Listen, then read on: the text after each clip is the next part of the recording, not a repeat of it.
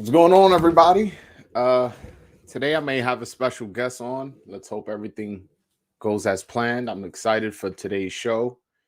It's an impromptu live, so hopefully some of you guys can join me. But I'm very excited as to this live. I haven't, you know, potentially as to what can go on, and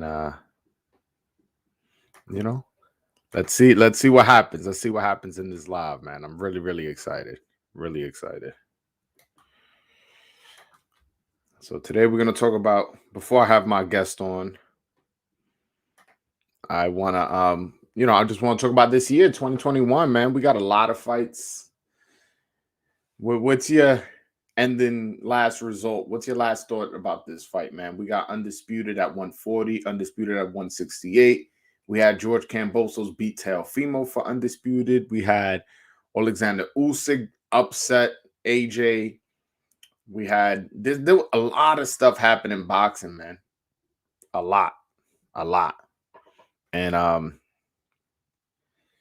super excited about this. Hold on one second.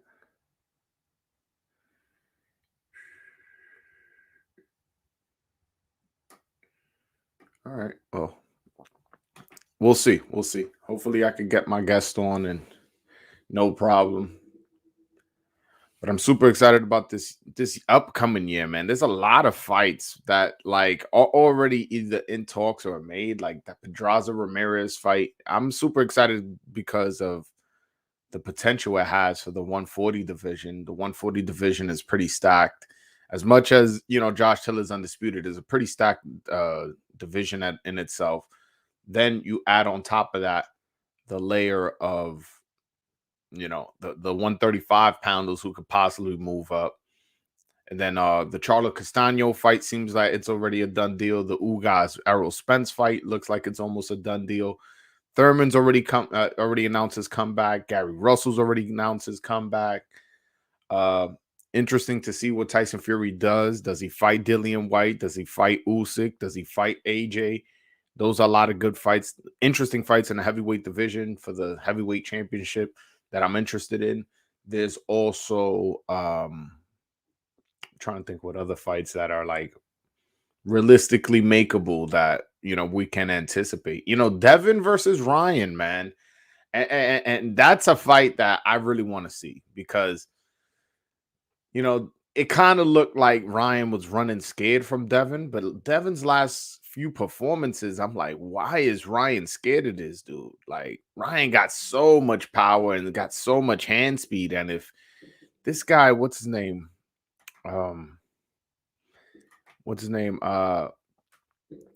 Devin Haney can get hit by Jojo Diaz. You imagine if that was Ryan Garcia, man? Like Ryan Garcia, whatever. He's a funny cat. Like a lot of people don't take him serious.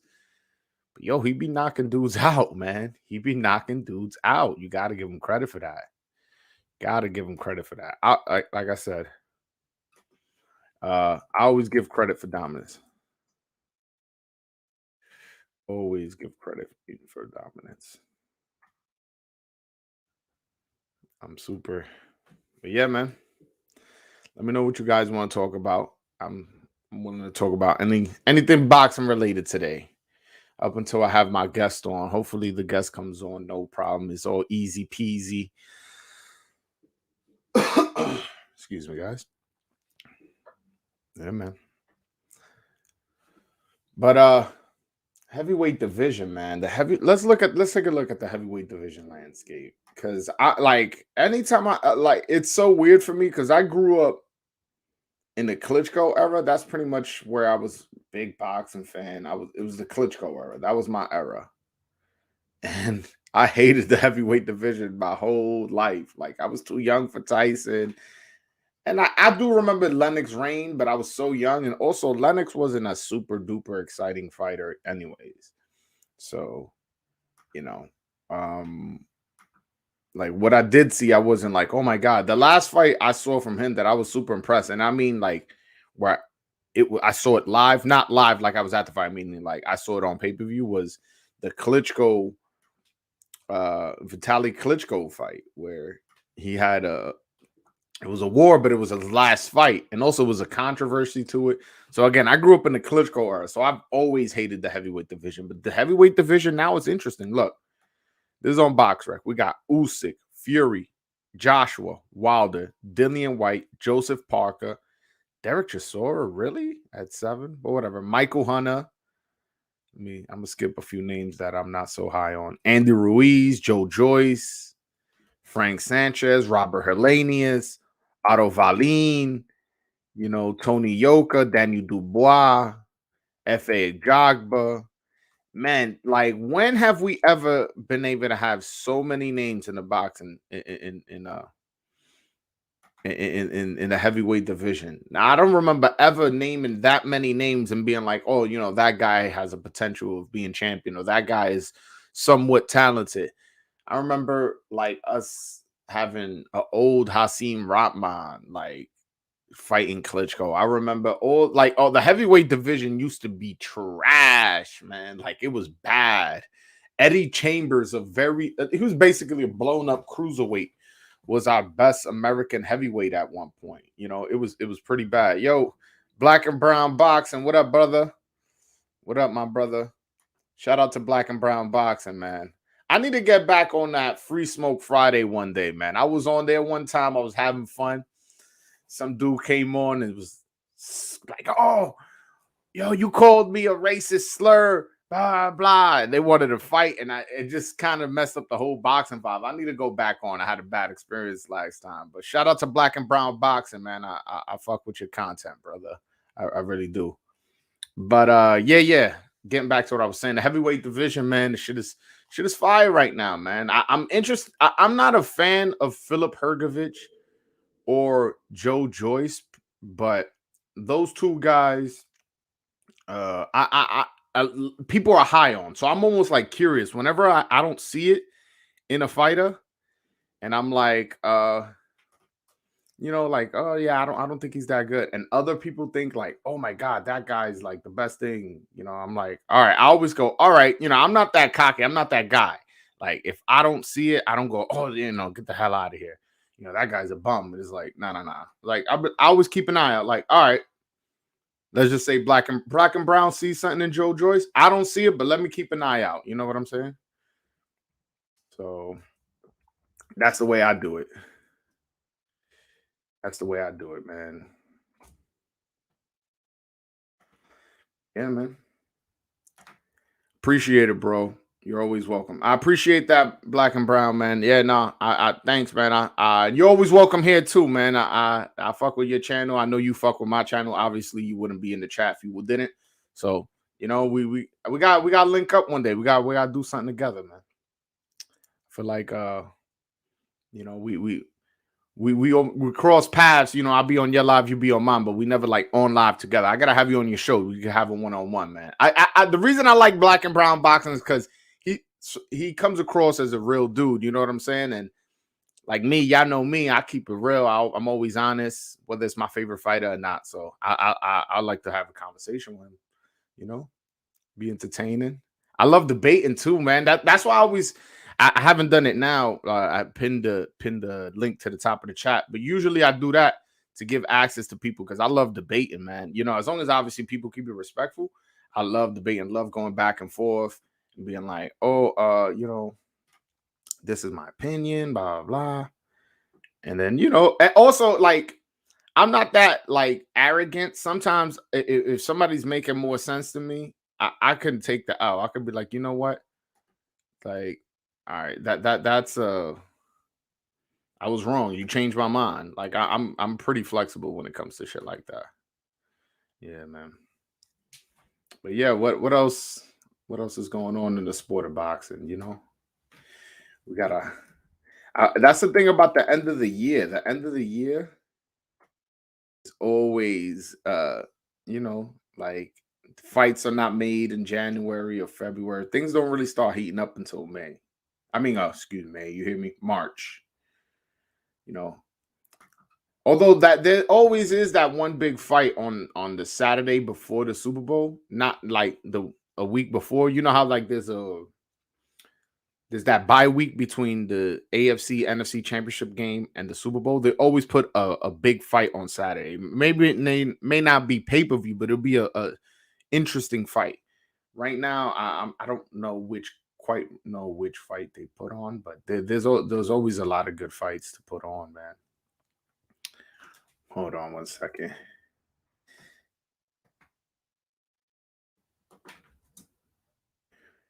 Yeah, I'm trying to do something real quick. Just send an invite to somebody, so it's taking a little minute. My bad. I'm not all. Yeah, hold on.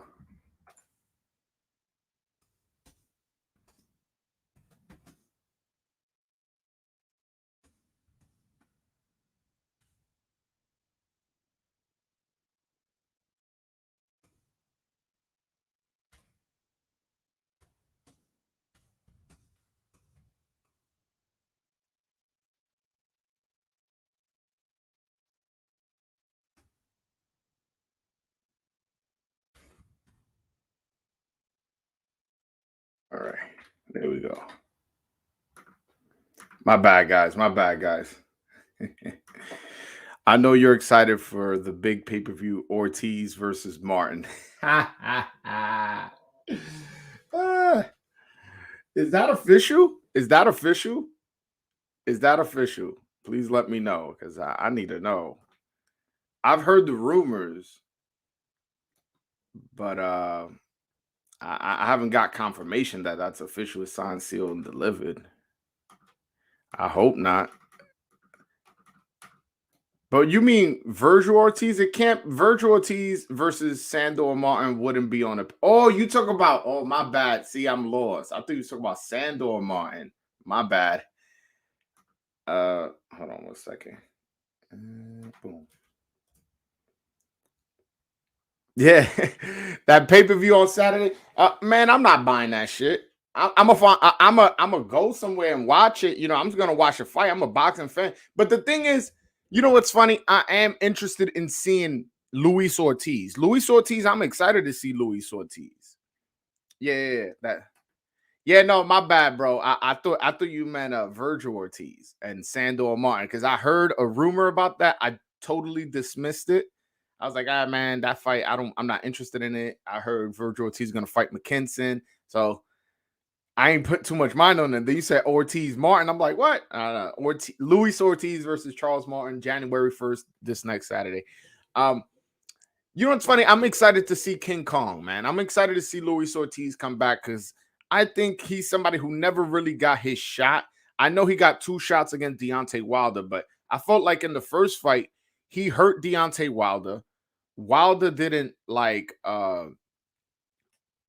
he got hurt. And then the doctor in between rounds was checking on him, gave him so many extra time to recover. And it was like, I felt like he got cheated a little bit. Like I felt like he got cheated because he got that extra time to recover. And once he got that extra time to recover, he got to fucking, recover and knock out Luis Ortiz. I felt like Luis Ortiz would have got the knockout had the doctor not stepped in. So I am excited to see him come back, and I want to see him against a Tyson Fury because he's somebody who's a southpaw, who has skills, has power.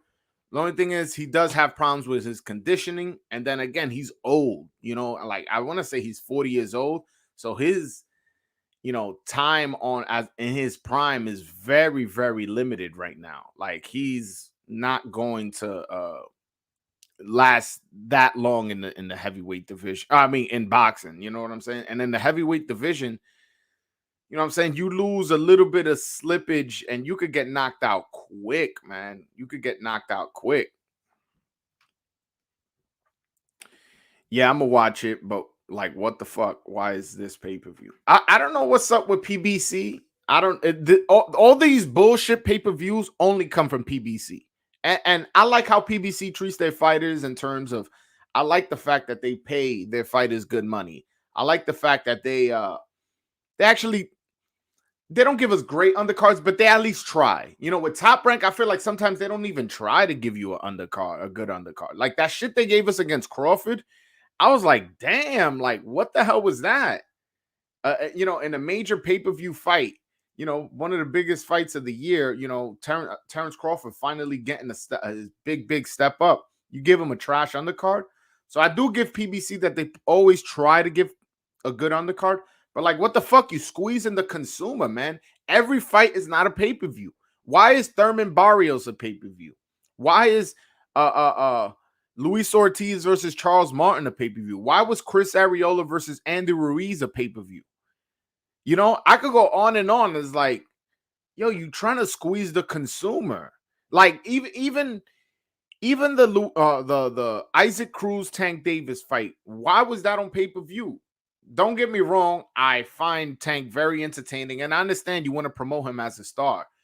But that fight was not for a championship fight, and I'm not counting that WBA regular as a real championship fight. So it wasn't a championship fight. And on top of that, Isaac Cruz is not that big of a name where it's like, oh, he's fighting Ryan Garcia. He's fighting, you know, Teofimo Lopez. Somebody where you can like, all right, now this is a pay-per-view type of fight. This is a fight I'm willing to pay for. I ain't like that. I feel like PBC be squeezing the consumer. And from what I heard, the numbers for that Tank fight didn't do good, man. So, you know, maybe the consumers are speaking up and saying like, yo, listen, you got to give us quality fights. You want us to pay for it? I don't mind paying for it. I made a video instructing people, yo, you have to buy the Crawford fight. Don't illegally stream it because, you know, it's bad for the sport. It's bad for Crawford. Crawford needs to show he can do numbers. So I'm the type of person that I support the fighters. I support the boxers.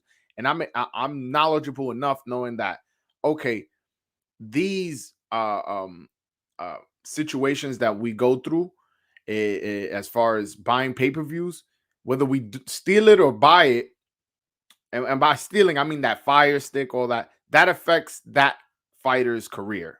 Because then they go, oh, well, you're not a seller, you know, you don't draw pay-per-views. Like that's what they're doing with Crawford.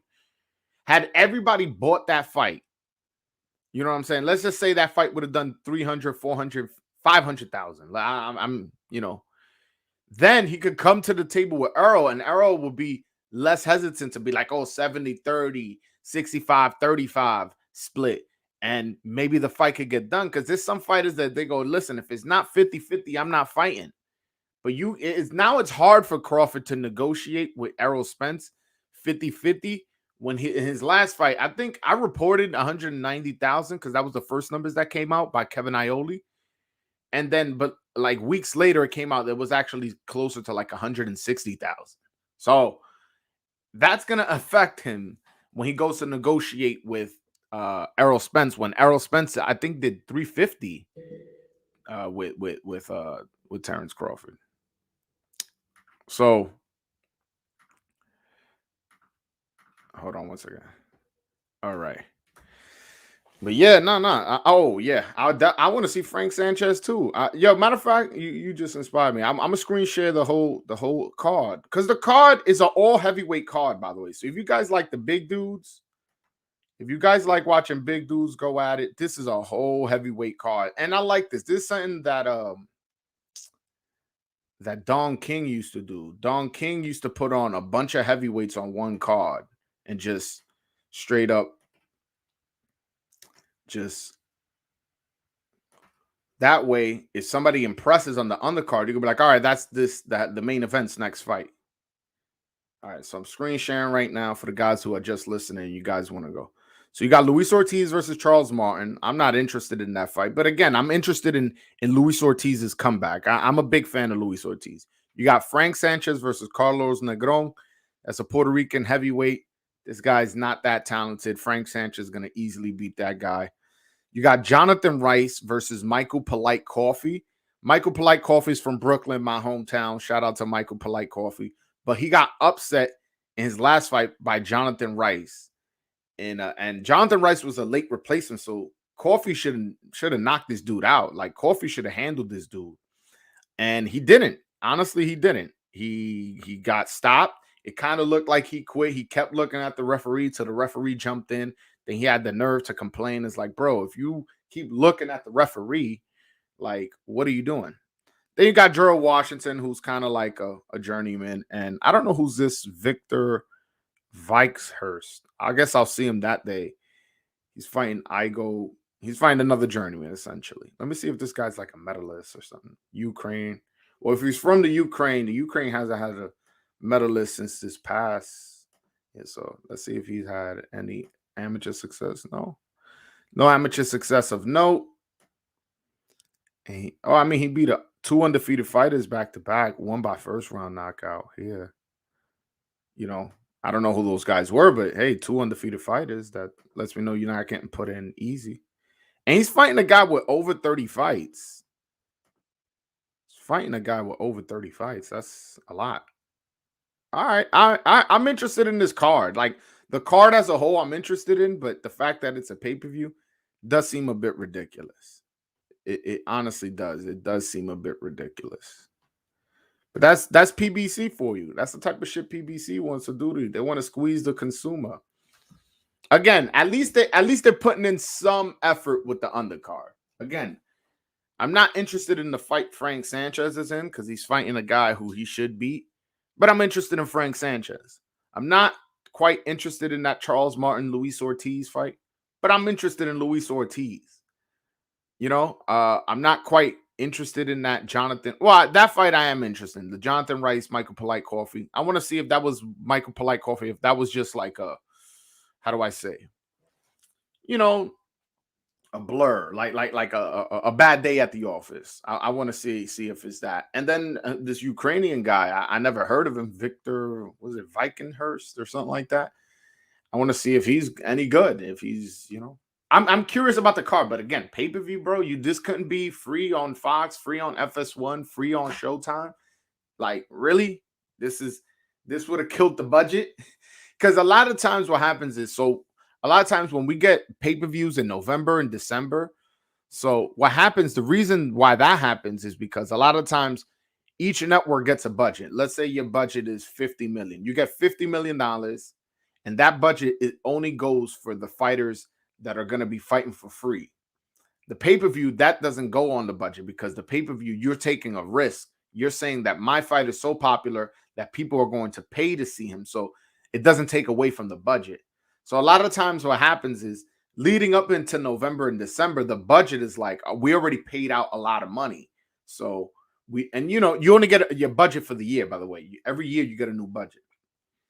So what happens is once it hits November and they go, listen, we're not going to pay your guys minimum. You got to put that fight on pay-per-view and take your risk there, because if you fight on free pay-per-view, we're just going to on free TV instead of pay-per-view, we're just going to have to pay you what we have left in the budget, not what your minimum is in your contract.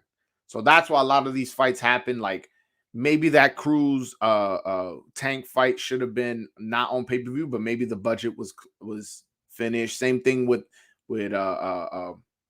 I guess no, with with Crawford Porter. I think that was a that fight. That was a fight that I was happy to pay for. The undercard was trash, but the main event was something that many boxing fans were anticipating and deserved to be on pay-per-view. But point is, that's a good example. That Tank Cruz fight, it might have had something to do with the budget, especially how they put it on a Sunday instead of a Saturday, which is what the usual pay-per-view day.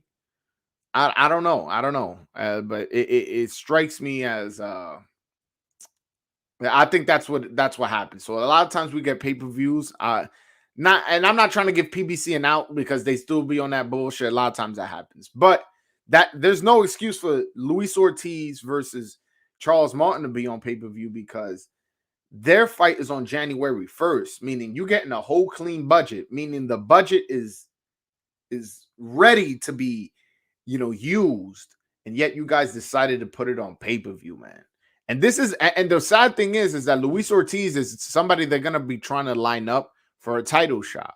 But now since he's fighting from behind a paywall, less people are gonna see him, less people are gonna be interested in, less people are gonna know who he is. So not only is it not good for the consumer, meaning us watching the fight, It's also not good for the boxer's notoriety. And also, now when Luis Ortiz goes to negotiate, bro, your pay-per-view did 45,000.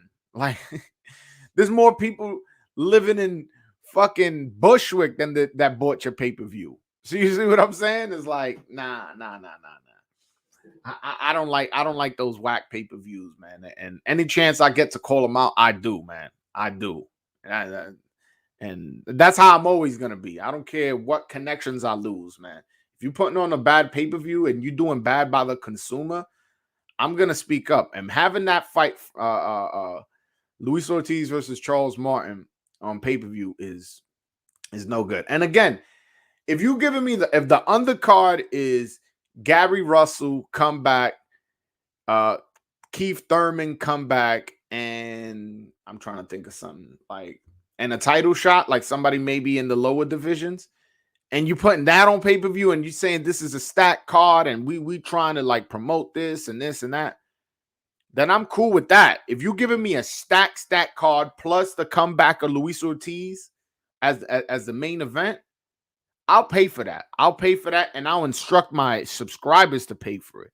But you're not giving us enough juice, enough squeeze of the juice, man. You giving us decent fights, a lot of okay fights, and then going, all right, this is a decent fight. Pay me pay-per-view. And it's like, nah, my man. And they trying to make they instead of the normal $80 pay-per-view, they made this a $50 pay-per-view. Bro, that's still a lot of money. $50, that's half $100. I'm not buying that. I'm not buying that pay-per-view. I'll watch. I'll go to my boy's house or something, but I'm not buying that pay-per-view. Just off principle. It's not even the money. I got $50, but there's a lot of people out there. Bro, we in a pandemic. You asking people to shell out $50 for a mediocre fight? Nah. I'm not gonna talk about it. Oh, wait. I skipped that. Same with Thurman and Barrios, even though I'm excited for that fight. Yeah, you're excited because you're excited to see Keith Thurman come back, but not necessarily for the fight. There's no storyline there. He's just coming back. That's the story. The story is the comeback. And yet you over here putting it on pay-per-view. The comeback isn't that exciting. Believe me. This is not like Mayweather coming back. If Mayweather comes back and he fights Mario Barrios, I'm buying the pay-per-view. I am. I'm buying the pay-per-view, but Keith Thurman is not Mayweather. That's what I don't like. Also, Nary and Santa Cruz on the undercard is nice. Yeah. No, the undercard looks decent. Again, the undercard is decent. I'm not gonna shit on the undercard. Let me screen share the undercard. Matter of fact, just so people are aware. Oh, matter of fact, I don't know if that's on BoxRec just yet. Now that I think about it. But I'm gonna look anyways for you guys.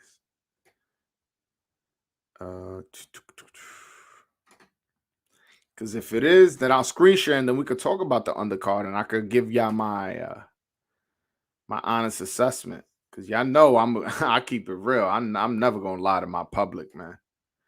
I'm never gonna lie. 1 second. Oh, there we go. It is. Let me screen share. Hey, Julia, I see you. 1 second, guys. I see you. Just give me 1 sec. Let me see if the guy can come on, and then I'll add you to the stream. Okay. I can't hear you. I haven't added you, but I know you can hear me. All right. Hold on, guys. One of my guests is on. I'm just waiting for the other guy. Oh damn! I gotta translate this shit.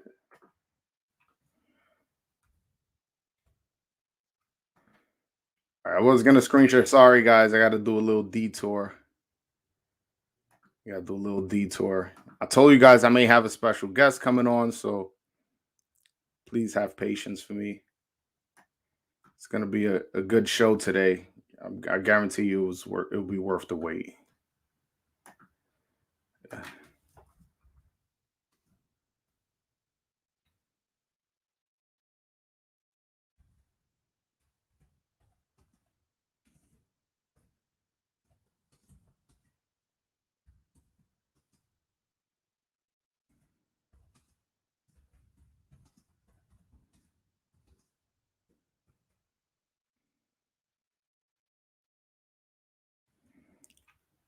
All right, hold on 1 second.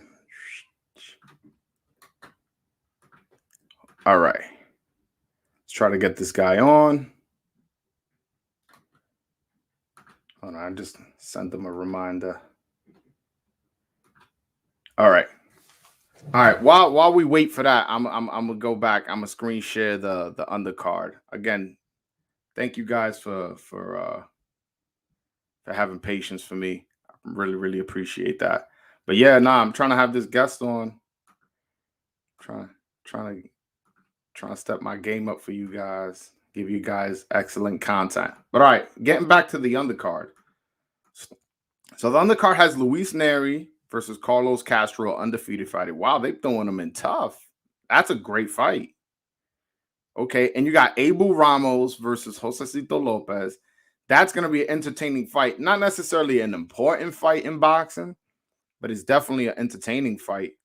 Leo Santa Cruz is always in an entertaining fight. I don't even know who's Keenan Carbajal. Is he related to Michael Carbajal by any chance? Let me see. Let's see if he's related to Michael Carbajal. Oh, wait. No, I don't see nothing about him being related to Michael Carbajal. But point is, this is a really good undercard. Really good undercard. I mean, I'm still mad I'm gonna have to pay for it, but I'm gonna pay for it. Oh yeah.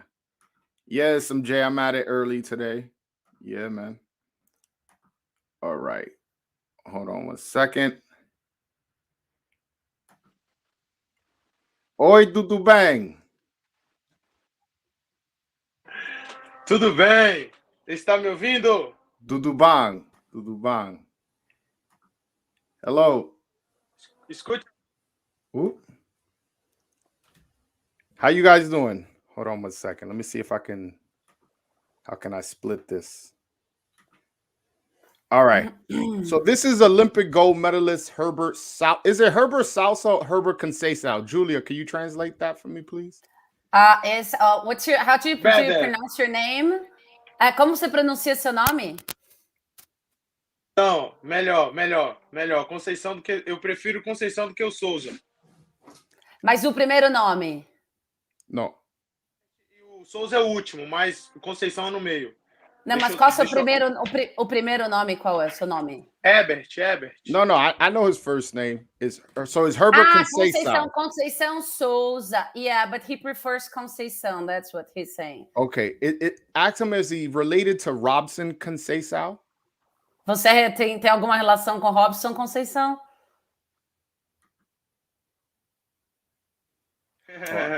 Você tá tendo um problema, Herbert, que eu não tô. Você tá cortando o começo da sua fala. Peraí. Joe, I can't hear the beginning of his speech. I don't know what's going on. Yeah, I see his mouth moving, but I can't hear him. Yeah, He's he kind cuts of it in and out. Right. Could you? Where we are? But I got how he prefers Conceição. Ask him? Is he related to Robson? Yeah, Robson. He answered that as qual a sua relação com Robson? Desculpa, Herbert, está te perguntando de novo, mas é que tá cortando, tá? O começo, quando você fala. O áudio, tá escutando melhor? Tô te escutando. Eu não sei se o começo vai ser bom, porque tá cortando toda hora que começa, mas vamos tentar de novo. Aqui. Deixa eu ver se é a conexão, só um segundo. Tá. He's checking his connection, Joel. Okay, no problem. Tell him to take his time. Tudo bem, leva o tempo que você precisar aí, Herbert, para ver se é. Pode ser que seja a conexão, sim. He's frozen now. Might be the connection. It's the connection, yeah. But all right, he's good now. Well, I don't know. Let's see. Ask him if maybe if he uses if we do it without headphones, maybe that'll be better. Você quer tentar sem o fone? Você tá com fone Bluetooth, Herbert? Yeah, because sometimes eu acho que é isso. Se você tiver alguma coisa com fio, costuma ser melhor, viu? We can try. Vou tentar sem fone. Tá. He's gonna try to take off the headphones. Okay. Yeah. Because you see, I don't have headphones, so. Yeah, I have them, but they're like not. Connected. Yeah, they're connected. Yeah. Vamos lá, vamos tentar de novo. A sua relação com o Robson Conceição. Melhorou, ok? Parece que tá bem melhor. Parece que tá bem melhor. Então é o Good, fone good. mesmo, é o fone. É o fone. É o fone e é o Bluetooth, sabia? Porque ele corta o começo. Okay, so Mas my pode falar, pode falar. okay, so could you ask him again? Because I didn't hear. Sure. How is he related to Robson Conceição? And if he is, what is the relation? Se você tem relação com o Robson Conceição e qual é a relação nesse caso? Sim, the best friend. Nós somos os melhores amigos do boxe. They're best friends. Mas vocês não são relacionados por família? Não tem. Somos da mesma cidade, temos o mesmo sobrenome e treinamos na mesma academia. Vocês nasceram na mesma cidade? Nascemos na mesma cidade, na mesma academia, no mesmo projeto social a gente surgiu e a gente treina junto hoje. They were born in the same city. They have been working out together in the same gym, but they're not. I think they're not relatives. They're friends. Yeah. Okay, I ask him how ironic is it that Brazil only has 2 Olympic boxing gold medalists, and they're both last name Conceição, and they're both from the same city. How ironic. How does that make him feel, and how does the city feel about them two specifically? Como você se sente, como que as pessoas, a cidade se sente, sendo os dois medalhistas aí de ouro do boxing brasileiros com o mesmo sobrenome? Se você acha irônico, você acha engraçado? Sim, eu acho muito engraçado, porque as pessoas sempre brincam aqui na Bahia que para você ser aqui no Brasil que para você ser campeão olímpico de boxe tem que nascer na Bahia e ter Conceição no sobrenome. Tá, deixa eu responder só para ele. So he says yes, it is very funny, Joel, and he says that people joke that for you to be a champion in boxing, you need to have been born in Bahia, Bahia where they're and have this Conceição, the surname Conceição. Oh, that's the condition. That would be the condition for that. All right. So I want to ask him about his gold medal win. So I want to go fight by fight, if that's okay with him. And ele pode ir perguntando para você sobre as suas medalhas.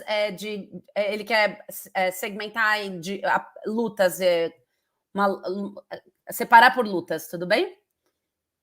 Sim, pode ser. Fica à vontade. Actually, Joel, let me just tell you something, because I'm not making notes here, and if I make notes, it's going to be a little bit more complicated for me. So I would appreciate it very much if you asked, and then let me ask him. If you have like many parts of the question, then I can ask him, break them as much as you can. That would make it much easier for me, and in the end, it will be better because we won't miss any points. Either from your questions or from the answers. I appreciate that. No problem, Julia. Thank you. So first, I want to say, so in his first fight in the Olympics was against the Chinese fighter. The guy was very active and threw a lot of punches. How did he, was he familiar with this fighter before he fought him? Ok. A sua primeira luta foi com o chinês, certo, Herbert? Certo. Na Olimpíada.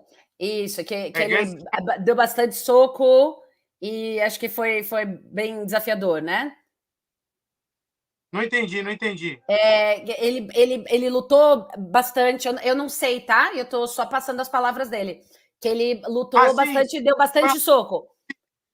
Pra cima, atirando muitos Veio pra golpes, cima. foi uma luta Muitos golpes. Isso. Ele tá perguntando se você já conhecia ele antes da luta, o chinês. Sim. Eu venci ele uma vez. I won he one time in China in 2019 in Military Road Games. You got it, Joel? Yeah, I got it. He beat him once. He beat him. You won. No, he won. He beat him. Yeah. All right. Once in China. Ask him how did he feel about the fight against the Chinese fighter afterwards? How did he feel? Meaning in the Olympic, how did he feel? Did he feel confident? Did he feel, because it was a close fight? Como você se sentiu depois da luta na Olimpíada com ele, com o chinês? Se foi, você me se senti sentiu muito bem? cansado, mas me Exhausted. senti que a luta mais difícil, eu sabia que seria a primeira, porque tem um peso da estreia, eu fico mais nervoso, mais tenso. Então, eu me senti muito aliviado, mas ao mesmo tempo muito cansado após a luta, porque foi difícil. Okay, he was very exhausted, but at the same time, he was very relieved because he knew it was the first fight, and he felt somehow nervous because it was the first fight, right? So he felt relieved and also very tired. All right, and then his next fight, he fought a Kazakhstanian fighter from Kazakhstan. And this guy was a silver medalist in the World Championship game. So this was a really accomplished fighter. How did he feel going into that fight? Was he nervous? And what was his level of thinking going into that fight? Como você se sentiu, Herbert, lutando com o lutador do Cazaquistão? Que era vencedor de prata, né? Como você se sentiu? Do Mundial, isso. E como você se sentiu lutando com ele? Como foi a luta com ele? Eu me senti muito bem durante a luta e antes do combate também. Eu estava muito confiante. Sabia que a luta mais difícil psicologicamente seria a primeira luta. E aquela luta era a luta mais importante da Olimpíada para mim. A primeira com o chinês? Com o chinês, não, com o Cazaquistão. Com o Cazaque. Eu já havia passado o chinês, a luta teoricamente mais difícil, a luta com o maior peso da estreia teria passado, mas a luta mais importante era essa, né? Era a luta da medalha, a luta contra o Cazaque. E eu não poderia perder de maneira... Você estava confiante, né? Exato. Eu tinha que voltar do Japão com a medalha. Então eu fui com tudo, a luta com tudo, me concentrei ao máximo, foquei na luta, subi no ringue querendo descer vencedor. Então eu deixei e deixaria tudo em cima do ringue, eu não sairia daquele ringue ali sem a vitória. Joe, he's saying that this fight with the guy from Kazakhstan was a very important fight after the Chinese, and that he felt very confident because he would give just anything to beat him and not lose this fight for anything in the world. So he went up the rink with this like confidence that he had to win. Like it was that. All right, so in his next fight, he fought the Russian fighter who he had lost to in the World Championship games, who ended up winning the gold medal. How nervous was he going into that fight? Because that Gleb Bakshi, he's a really good fighter, and this was to see who was going to go in the gold medal match. Como você se sentiu com o lutador russo? Acho que você tinha perdido dele uma vez. E como você se sentiu lutando com ele? Que era, acho que os finalistas, né? Não sei se eram finalistas aí. Semifinal, isso aqui. Olha, eu já estava psicologicamente bem mais tranquilo, já estava com um lugar no pódio garantido, né? Já tinha a medalha, que era o que eu tinha como objetivo, mas eu tinha outro objetivo, que era no passo a passo trocar a cor da medalha. E um fator que contou positivamente para mim é porque aquela luta seria uma revanche. Eu já havia perdido para ele em 2019. E em toda a minha carreira, todas as revanches, ou seja, todos os atletas que eu enfrentei após eu ter perdido, eu havia vencido. E eu usei isso como artifício para poder me dar ainda mais confiança e me fazer acreditar que eu seria capaz de vencê-lo, até porque eu me preparei muito para chegar ali na Olimpíada. Então, eu estava muito confiante, já sabia onde eu tinha errado na luta anterior, e sabia onde eu tinha que, onde eu deveria acertar, onde eu deveria consertar os erros para poder ser vencedor. Então, eu usei muita estratégia, muita inteligência naquela luta. Eu usei o jogo que ele usou contra mim na primeira luta, que era usar da longa distância para atacar e depois clinchar, anular o jogo dele para vencê-lo. E foi uma tática perfeita. Tá, fala de novo da revanche para mim, Herbert. Você falou da revanche? Que foi bem longo. É só para eu traduzir para ele. Positivo que aquela luta seria mais uma revanche. E eu Tá. nunca havia perdido uma... Até hoje. Todo atleta que já havia me vencido, que eu enfrentei novamente pela segunda vez, eu venci. E com ele não foi diferente. Então eu usei isso como algo positivo para eu me inspirar, para me dar mais confiança. E eu consertei os erros que eu havia cometido na luta anterior e fiz o contrário da primeira luta que eu tinha perdido. Fiz o contrário para poder vencê-lo. Usei a longa distância, golpes retos e clinchar ele para anular a resposta dele. Okay, Joel, he's saying that he felt very good in the beginning because I think the worst had passed and he had guaranteed his place in the podium. So he was like just trying to change change the color of his medal. That's what he was trying to do. And then he said that he tried to, it was like a revenge with this fighter. And that because it was like a revenge, and he says he never lost a revenge, he tried to use a lot of strategy and a lot of intelligence. And he tried to play the guy's game. So like he was trying to attack him using his strategies against him. And that he felt very, very good and confident in this too. Okay, was it an easy fight for him? Because Foi fácil. he won 4-1. So was it an easy fight? He fought what? Sorry? He won 4-1. 4-1, okay. Was it an easy fight for him? Foi fácil para você, porque foi 4-1?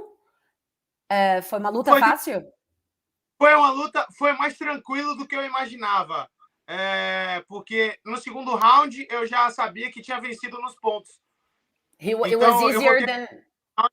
que havia vencido, eu só não poderia ser nocauteado, por exemplo. Então eu usei da inteligência no terceiro round para poder administrar e só deixar a luta acabar. Porque eu já havia vencido na pontuação, porque a gente tinha acesso à pontuação ao final de cada round. Okay, so they had access to the score at the end of each round. So apparently at the end of the first round, he had already like won because he had access to the score and he saw his score was higher. So he said it was easy, relatively easy. He said he was calm and he was like fine. And that he just like couldn't have been knocked out. This I think would have been a problem. But other than that, he knew by the second round he had won it. Tell him I love his confidence, man. I need that kind of confidence in my life. Tell him that. Ele adora a sua confiança, a sua autoconfiança, que ele precisa desse tipo de confiança na vida dele. This is because this one I'm gonna break. Julia, I'm gonna break this one down for you. So please, yes, thank you so much. Yeah. I'm gonna need you to yeah. So this is the fight. You know that's what I want to talk about. Tell him that. Just tell him that. Essa é a luta sobre a qual ele quer falar. And that's the gold medal match.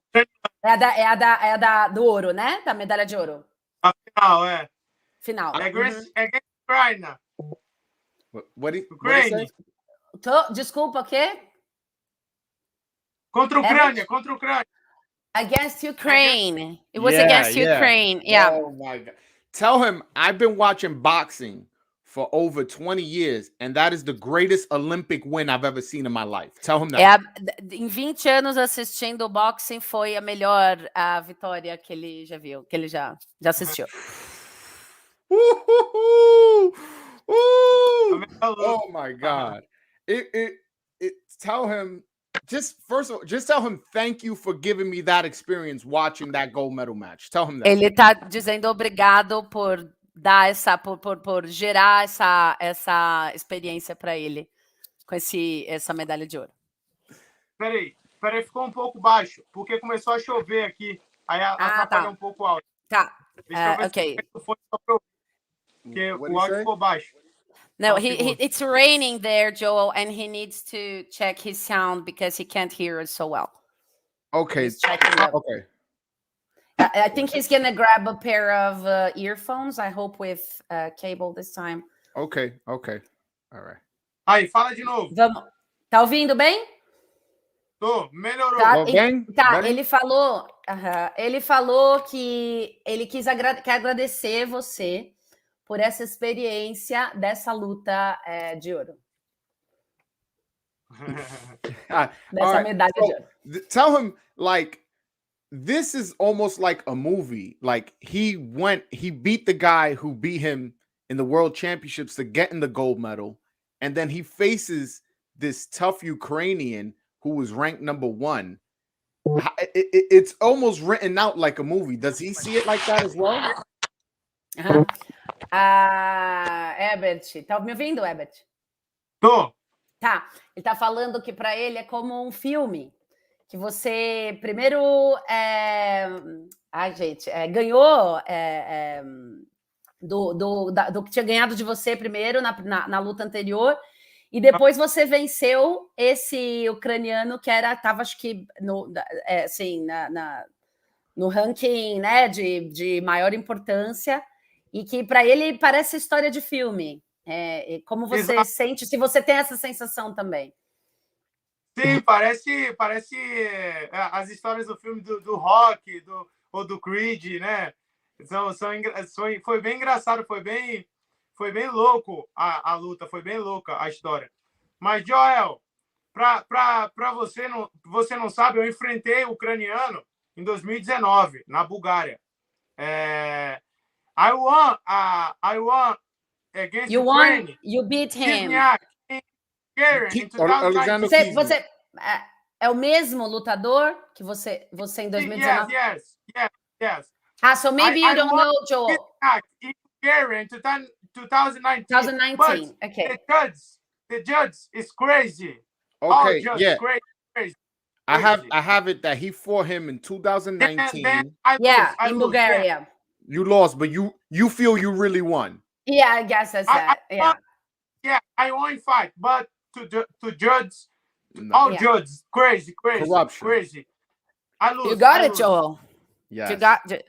Yeah, he lost it, but he feels that he won it because the judges they're not judges. Do you call them judges? I'm not sure they're judges. Yeah. Judges, yeah, they're judges. They're crazy. They're crazy. But about the first question about the movie, he says, yes, it feels like Rocky or Creed. I think he used Creed. Yes. Is movies. Yeah, that's what he feels like as well. So also, he mentioned that he fought him in 2019. My research shows that he fought him twice. Another time in 2020. Is that true? And how did that fight go? Você também lutou com ele, além de 2019, você lutou com ele em 2020 também? Não. Ele tem informação disso? Não, em 2020, na mesma competição, a gente se cruzou nas semifinais. Mas como eu havia vencido ele, como eu havia lutado com ele em 2019, havia lutado muito bem, tinha vencido, e os juízes não me deram luta, a minha equipe técnica resolveu me preservar e me tirou do combate para que a gente só se cruzasse na Olimpíada. A gente não se cruzasse novamente antes da Olimpíada. Então, a gente lutou na semifinal, mas eu não lutei por precaução e a gente só resolveu se encontrar nas Olimpíadas. By precaution, Joel, his technique, I think his coach, his team, his coaching team decided it was better to preserve him and not put them together in the ring in 2020. So they were. He said they were. I think they met. They were gonna fight, but his team. But they didn't fight. Pulled them out to preserve him. To just put them together in 2020 in the Olympics. Wow. So tell him he has a good team around him because they thought of the future, which was important in the Olympics, and it actually ended up working out because you met him in the final. Ele tá falando, Herbert, que você tem uma boa equipe de ter pensado nisso e ter preservado você e ter deixado você só encontrar ele em 2020, no final. Perfeito. Okay, exactly, perfect. He said it's that. Yeah. All right.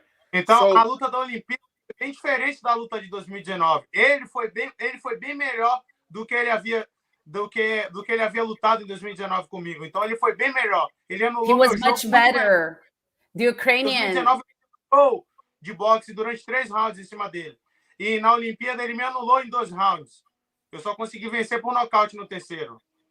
So he's saying that he was much better in 2021 comparing to 19, because he's saying the Ukrainian fought much better, and he knocked him out, I think, in the 3rd round. He had to. That's how he beat him. No, I know. Yeah. We'll get to that. We'll get to that. Ele vai chegar lá, Herbert. Ele tá falando que vai chegar lá. All right. So, what was his? Because when you fight Kizniak, that's a Ukrainian fight. It's a real experience. This guy's very aggressive, very strong, and I'm not sure if he hits hard, but maybe he can ask him that. Does he hit hard? Ele bate forte, Herbert. Ele golpeia forte. Esse Kizniak. Sim. Golpeia forte. É forte. Yes, he does. He does, okay. Joel. Okay, so tell me what after the first round, where on the judges' scorecards he loses, and again is getting hit by this very hard puncher who's very aggressive. What was his thinking after the first round? O que você pensou depois do primeiro round? Você no primeiro round você perdeu pela pontuação? Ok, so como você se sentiu logo que você terminou o primeiro round nessa situação? Eu sabia que tinha perdido, e eu pensei que teria que me desgastar um pouco mais, né? Que o meu jogo, a minha estratégia de me movimentar bastante e usar golpes longos não estava funcionando. Eu tinha que me desgastar um pouco mais, talvez ser mais inteligente, empurrar um pouco mais ele, que ele estava grudando muito, me agarrando muito, e eu tinha que empurrar ele um pouco mais, né, para poder golpear, deixar ele me clinchar novamente e empurrar, para poder achar a distância de novo, né? Então, foi o que eu pensei, que eu ia ter que me desgastar muito mais do que eu havia me desgastado no primeiro round, ia ter que trabalhar mais. Okay, Joe, he's saying that he felt that he would have to make a much bigger effort by then, because the game he was doing wasn't working. So the long punches, I think it's punches, he's talking about long punches, were not working, and the guy was sticking to him too much, was getting too close, and then he needed some distance. So he decided he needed to use his intelligence and change his game according to the necessary, so that he repeated this. He had to make a bigger effort. That's what he felt. So was shortening the punches an adjustment he made in the first round? Você no primeiro round, the end of the first, the beginning of the second, Joel, no, yeah, in the first. After the first round, did he realize he needed to shorten his punches to have more success? Você percebeu que você precisou diminuir o seu você chama de longo soco, é isso? Ou Herbert? Porque short punch. Golpe reto, no caso. Golpes retos. A pergunta dele é se você precisou no fim do primeiro round, se você pensou que parte da estratégia seria deixar ele mais curto, golpe mais curto. Não, a estratégia, já antes da luta, era manter a longa distância, keep a long distance before the fight, Joel. But in first round, não consegui. No primeiro round, não consegui. In the first round, his strategy from the beginning was to keep the distance. I got that, but I'm saying keep a long distance, but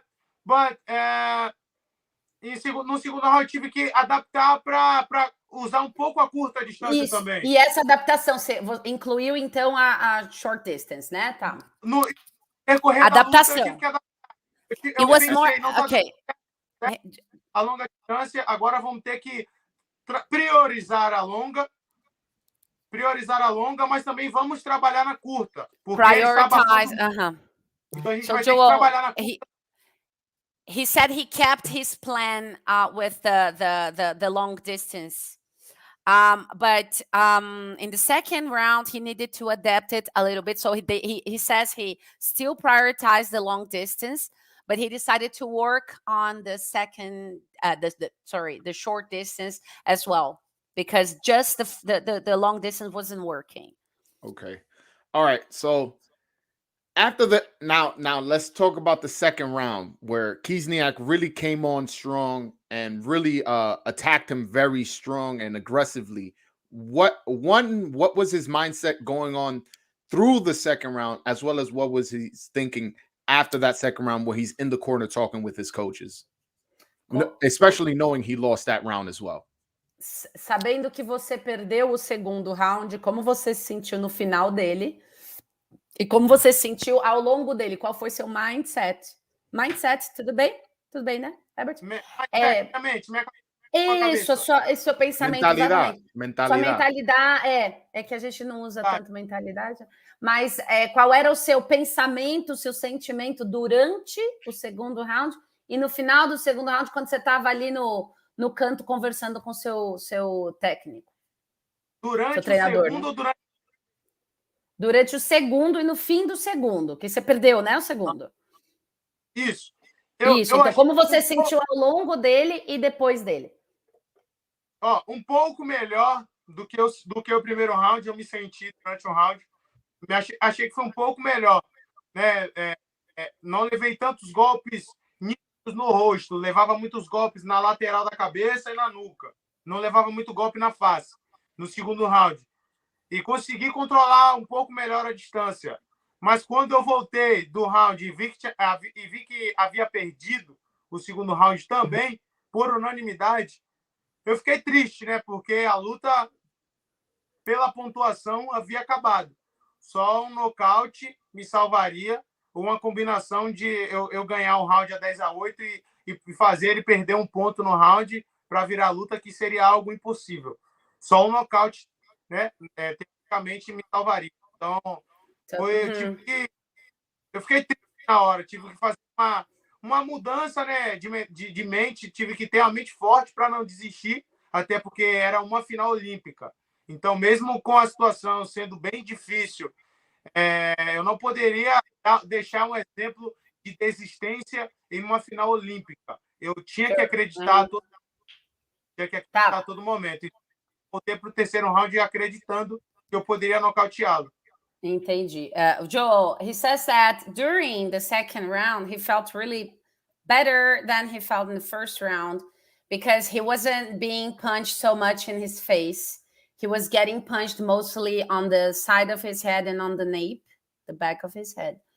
But that when he saw that he had lost that at the end of the round, he felt really sad and really bad because he saw that he had practically, virtually lost the whole the fight.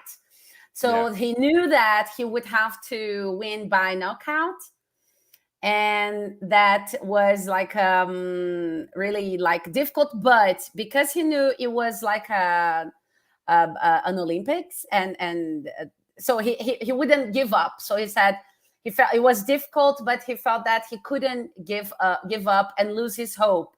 So he said he went to the third round believing he still could get it. He still could make it. All right. So now what we came to talk about. So in that third round, what was it that clicked that made him get the knockout? Because I'll be honest with you, I was not expecting him to get it. So tell him that. Qual que foi o clique que você teve? Como que você conseguiu chegar a dar esse nocaute? Acho que era difícil e o Joel tá falando que não esperava que você fosse conseguir. Então, o que que te levou a entendeu? Conseguir chegar no nocaute? Olha, a primeira coisa que me deixou, que me manteve acreditando que ele ia nocauteá-lo, é porque eu sabia que ele continuaria vindo do mesmo jeito. Ele não é um boxeador que sabe administrar, que sabe caminhar para os lados, que sabe usar a inteligência e a estratégia. Ele só sabe uma estratégia, que é caminhar para frente e atirar golpe. Ele só sabe isso. Deixa eu passar isso para ele, depois você continua. Só para eu... he's saying, Joel, that the first thing was that he knew that his strategy is kind of just like coming forward and not walking around. And so that I think it's pretty limited strategy. And so he knew that he would keep coming. So it's the first thing he said. He's saying that the guy, I'm sorry, I don't know his name, but Kisniak. Sorry. Yes. He doesn't know much how to manage his aggression. Yes, I think. Okay. Então, eu poderia achar uma maneira de pegar ele na entrada, porque ele atira muito golpe entrando e é muito mais fácil você achar um atleta que ele vem atirando mais golpes, a gente calculando, pegando ele na entrada, de encontro, com golpes de encontro, né? Porque ele vem muito. Então, eu tentei já no início do round, né, pegar eles com alguns golpes de encontro, alguns cruzados de encontro, né? Mas um momento de muita inteligência minha, eu tava na curta, tentando achar uppers, né? Na curta, não achava, eu empurrei ele para ganhar a distância, dei 2 passos atrás e calculei o momento que ele veio e joguei 2 golpes. Um na estratégia de chamar, né, de pegar impulso para o outro golpe vir mais forte. E foi o que aconteceu. Eu chamei com o golpe com a mão de trás para pegar impulso no tronco e o golpe seguir ser mais forte. E pegar ele na entrada, e foi um golpe muito bem feito. He's saying, Joel, that was like, because of the way he fights, Kaseniak fights, it's easier to get this kind of fighter from I think here he's saying from he's saying de entrada. Herbert, como você diz esse golpe de entrada? O que é de entrada? De encontro. Counter punch? I don't know. Fala golpe que junto. Junto com ele. Ele vem e eu jogo junto. Okay, Joel, I don't know if it's counter punch, but it's when the one fighter comes and you come together at the same time. So you have like punch while he's punching. Punch at the same time, exactly. All right, yeah, so counter punching. Yes. Counter punching, okay. So he's saying the counter punching. So he planned on counter punching, and that's what led for him to get the knockout? Yeah, but then he's saying something else. He's saying that this is the best strategy for this kind of fighter that comes like he does a lot. Yeah. Yes. And that he decided to take some distance and punch him. I think, Joe, Herbert, ele te golpeou 2 vezes ou você golpeou ele 2 vezes? Não, eu golpeei ele 2 vezes. Eu golpeei com a mão de trás. E a segunda você pegou distância. Fala de novo. Eu golpeei primeiro, no nocaute eu golpeei com a mão de trás, com um golpe fraco, que era só para pegar impulso no outro golpe, com o tronco, para girar o corpo para o outro lado e pegar o golpe com mais força voltando, entendeu? Entendi. He's saying, Joel, that for the... Que era para pegar ele entrando, na entrada, junto com ele. Pum. Okay. He's saying, Joel, he punched him twice. And the first one was kind of lighter, but was just for him to get more impulse so that he could do it the second time more hard, so he could hit harder. And that's the punch he got the knockout with, right? Foi aí que você nocauteou ele, né, Herbert? Foi? Foi na segundo punch que você nocauteou ele, né? Exactly, Joel. So was the second one, the first one was more for impulse. More like a setup punch, and the second punch was to get the knockout. I got you. Okay. Oh, man. Yo, did he know, when he landed that punch, did he know he won that fight? After he landed that punch? Quando você deu esse segundo golpe, você sabia naquele momento que você tinha ganhado? Você percebeu que você tinha ganhado naquele momento? Antes do juiz, eu sabia que eu já tinha. Antes do juiz anunciar? Antes do juiz anunciar. Before the judge gave him the victory, Joel, he knew he had won. E mesmo se o juiz mandasse ele voltar, eu ia ganhar de novo. Eu ia nocautear. Porque eu tava. And even if the judge had called the guy again, he knew he would knock him out again. Tell him, what was that feeling like? Tell me, tell him to tell me with emotion. What was that feeling like, man? That was an amazing win. Como foi seu sentimento nessa hora, assim? Incredible. Amazing. Oh my God. Tell him, can he show me the gold medal? Does he have it around there? Can he show it to me? Você tem a medalha aí para mostrar? Yes. Let me see. Oh, I have the gold medal. Woo! The gold medal. Oh, this is the gold medal. And now this is the glove, the final. Wow. Hold on. Final. Tell him I got some money for the gloves. Ele quer te pagar pelas luvas. Ele quer comprar as luvas de você. The left. Yeah, the left. Glove of knockout. This is. Tell him I'm gonna pay him for that glove. Ele quer comprar a luva de você, Herbert. Oh, no. No. Tá vendo, né? I told him I was joking. Ele tá brincando, ele tá falando que ele tá brincando. Man, that was the best Olympic experience I've ever had. Tell him. Melhor experiência de Olimpíada que ele já teve na vida dele. Oh, thank you. Ever. Obrigado. Thank you. All right. Oh, he said. All right. So now let's get into the professional fight. Tell him that. Agora ele quer entrar na luta profissional. Okay. Ask him who is his manager? Quem é o seu manager, não sei se você usa manejador, how do you say that? I don't know. Não sei se é administrador, não é. Manager. Gente, espera aí. Essa mesma palavra. O seu agente, né? Talvez. Você tem um agente, Eu tenho o meu manager brasileiro e estou negociando um manager americano também, internacional. Mas eu tenho um manager brasileiro que tem muitos contatos no exterior.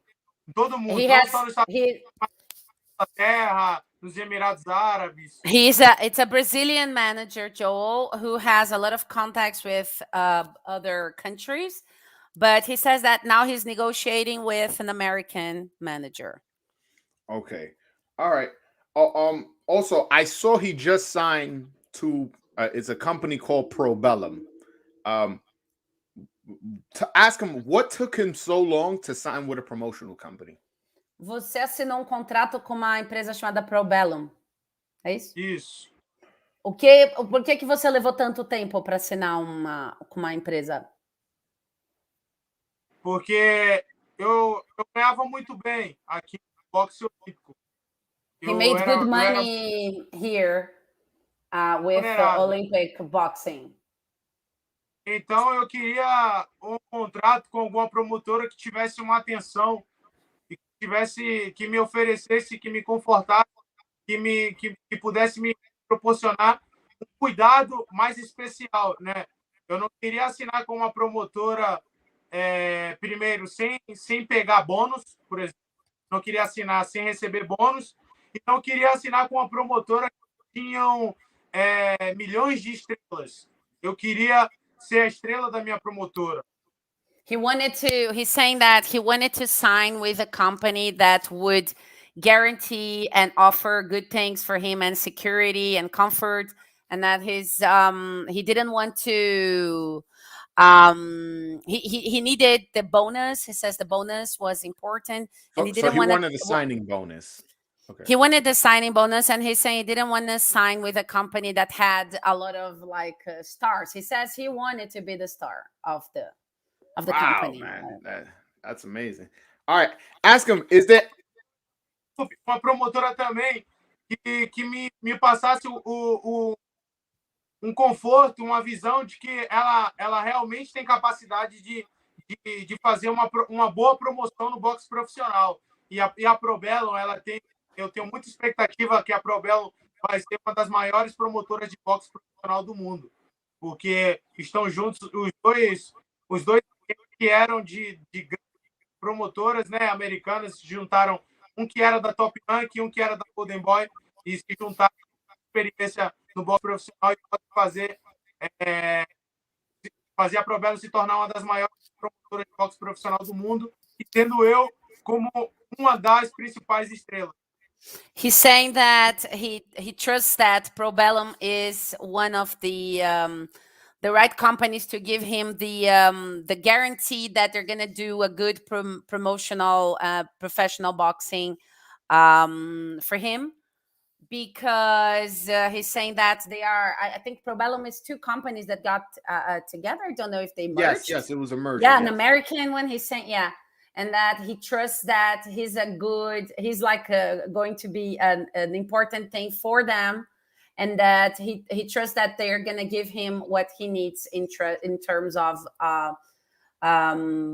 promotion in this sense. All right, ask him, is it true there's a rumor that he's going to be training with Roy Jones? Is that any truth to that? Roy Jones, you saying? Roy Jones. Roy, ok. Tem rumores aí que você vai treinar com Roy Jones, Herbert. It's true. Verdade? Eu treinei com ele em Dubai, eu treinei com ele em Dubai, e tenho um contato para que possa fazer campos de treinamento junto nos Estados Unidos em breve. Mas não ele como principal. Tá, Herbert, desculpa, de novo a conexão tá cortando bastante. Joel, his connection is cutting a lot of what he says, and I'm gonna have to ask him to try to reconnect, maybe. Just a second. All right. I'm missing some words, you know. No, it's vamos okay. Vamos ver. It's nobody's fault. Vamos ver agora. Acho que sim. Fala de novo do Roy Johnson para mim. Por favor. Eu treinei em Dubai. So they trained with him in Dubai. They trained together in Dubai, yes. E temos contatos para treinarmos juntos em breve nos Estados Unidos. And they have contacts to train together again soon in the US. Okay, but who's going to... Mas não temos ainda contato para ele ser meu treinador principal, por enquanto não. But nothing yet. Parceiros para ele me ajudar nos meus campos de treinamento nos Estados Unidos. But I think nothing formal for him to be his professional coach, Joel. It's just like a partner to help out. Help, yeah. All right, so who's going to be his trainer for his professional career? Quem vai ser seu treinador para sua carreira profissional? Luiz Dória, o mesmo treinador do Robson Conceição. Okay. Luiz Dória, the same of Robson Conceição. Okay, all right. And where does he plan on living? Does he plan on staying in Brazil, or does he plan on relocating to America, because this is where most of his fights are going to be? Onde você está pensando em morar? Você está pensando em ficar aqui ou está pensando em ir para os Estados Unidos, que é onde a maior parte das suas lutas vão acontecer? Primeiro, eu quero ficar aqui no meu primeiro ano, no meu segundo ano também, porque pretendo, com a Probellum, fazer muitos eventos aqui no Brasil, muitas lutas aqui no Brasil, para a gente resgatar e fazer o boxe profissional do Brasil ter um lugar no mercado também, ou seja, valorizar o boxe profissional do Brasil. Perfeito, só um pouquinho. Tá. He wants to stay here, Joel, the first and the second year, to give Brazil the opportunity to do events and to make Brazil a place for boxing. So the first 2 years he intends to stay here for that. E Herbert, depois? É isso. Primeiro eu quero valorizar o boxe profissional. To appreciate the boxing, the Brazilian boxing. Okay. Just peraí. Falar inglês, que eu quero ir para os Estados Unidos também, conquistar o mercado americano, e fazer muitos campos de treinamento aí nos Estados Unidos também, para poder fazer grandes. But he plans to. The connection's bad, right, Joel? Yeah. Well, I'm on kind his of end. reading his lips sometimes, but I'm gonna ask him too. But just to finish this, he says he intends to go to the U.S. and do. I don't know if you say fields there, training fields. Is this what you call them? Train. He tries to train here. Yes, he wants to train there. He says do some training fields. I don't know what that. Okay. Camp, maybe training. Oh, camp. Training camp. Yes. He wants to do his training camps here in America. He wants to do some training camps in the U.S. and he says that he's learning English for that because he really wants to. Tell him, in the professionals, it's not about who's good, it's about who's popular. And learning English for a foreign fighter is very, very important. Tell him that. Ele está dizendo que o importante no boxing não é ser bom, mas ser popular. E que falar inglês é muito importante para isso. Exato. Eu tô tomando aula, tô aprendendo inglês já. He's having classes. That's good. That's really good.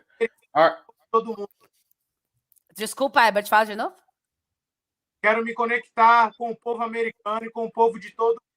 He wants to connect with the Americans and with people all over the world, Joel. Yeah. Tell him if he's ever in New York and he needs anything from me, he got it. Se você alguma vez for para Nova York e precisar de qualquer coisa, para você contar com ele, tá? Oh. Now, yeah, I tell him I know a lot of trainers, and if he wants to practice or spar with other fighters, I can make that happen. Practice or you said, sorry? Or sparring. That's like he'll know. Just say spotting. He knows what spotting. You know, você sabe sparring, Herbert? Yeah, he knows. He knows. Have to look for that later. Ele conhece muitos treinadores com quem você pode treinar e fazer sparring também. Here in New York, though. Tell him only in New York. In Nova York. Joe, I'm gonna ask him about his connection. Okay, just a second. Herbert, vamos tentar. Não sei o que você consegue fazer. Se você consegue mudar sua conexão aí, tentar. Não sei se você tem mais que uma possibilidade aí, porque tá cortando algumas coisas que você fala. Só um segundo. Tá claro, vê aí o que você consegue fazer, por favor.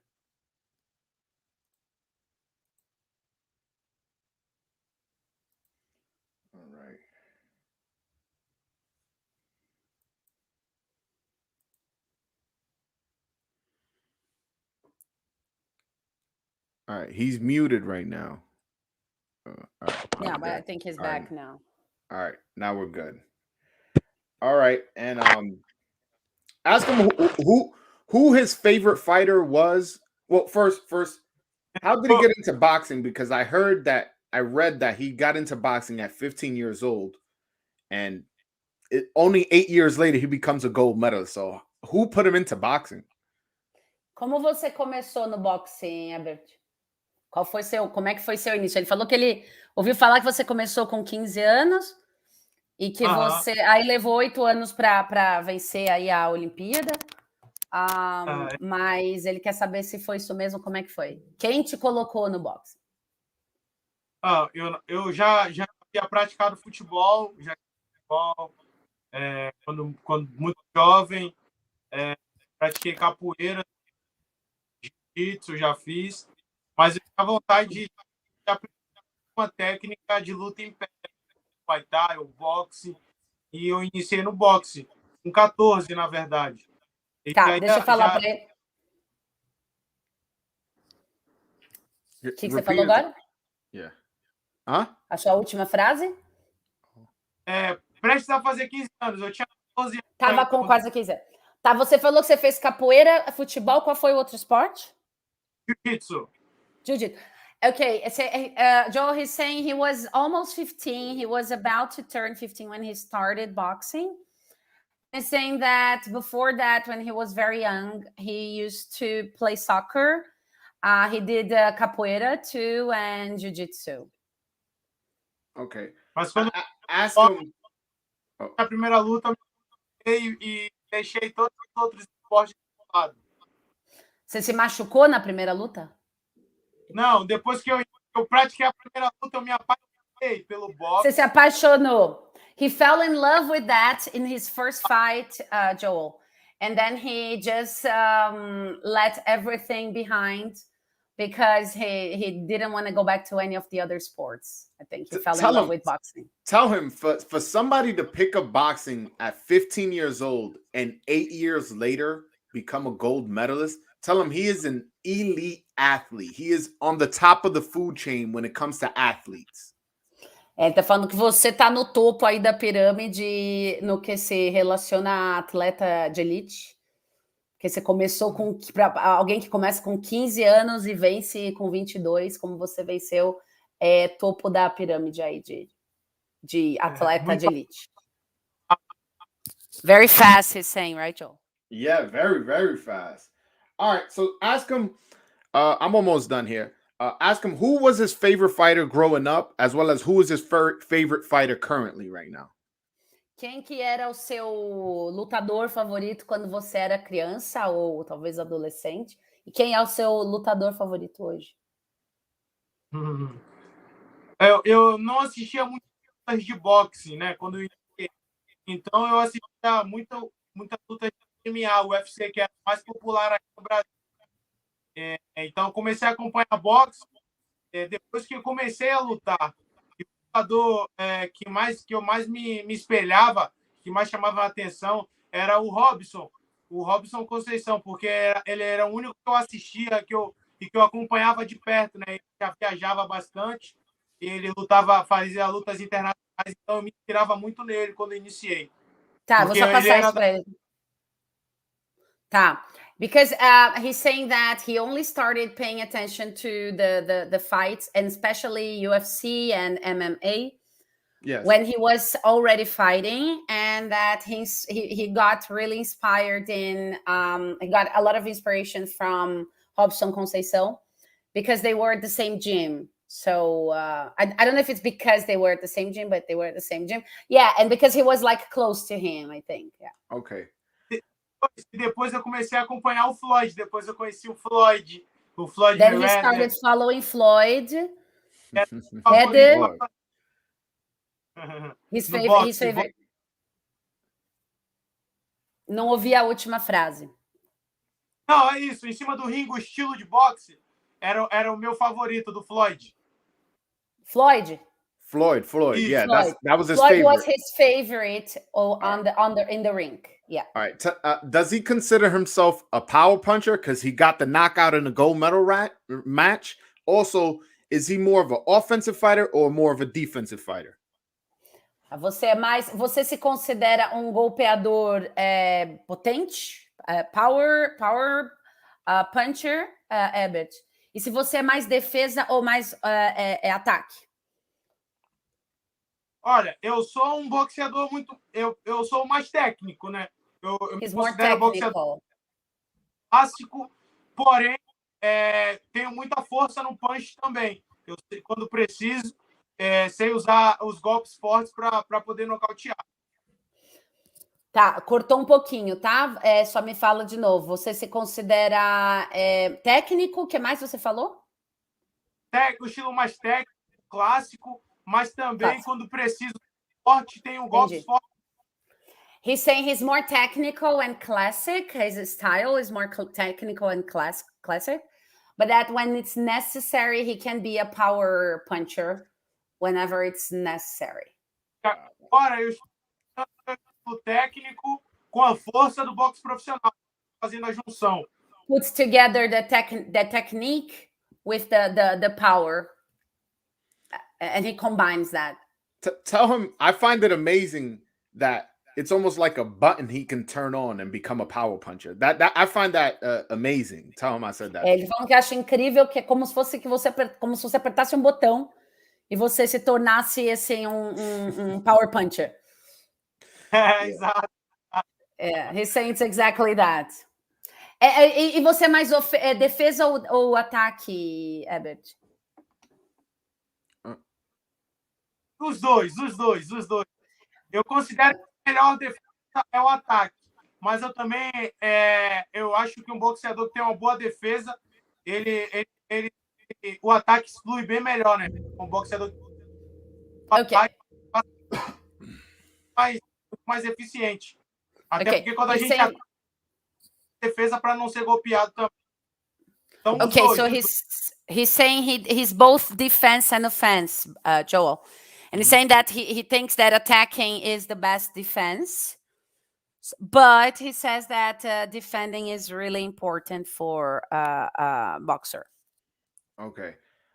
This is the last question. I read, I don't remember seeing it, but I saw the fight so long ago, I kind of forgot. But it says that I read somewhere that he fights his off lefty and righty at this, like he can switch.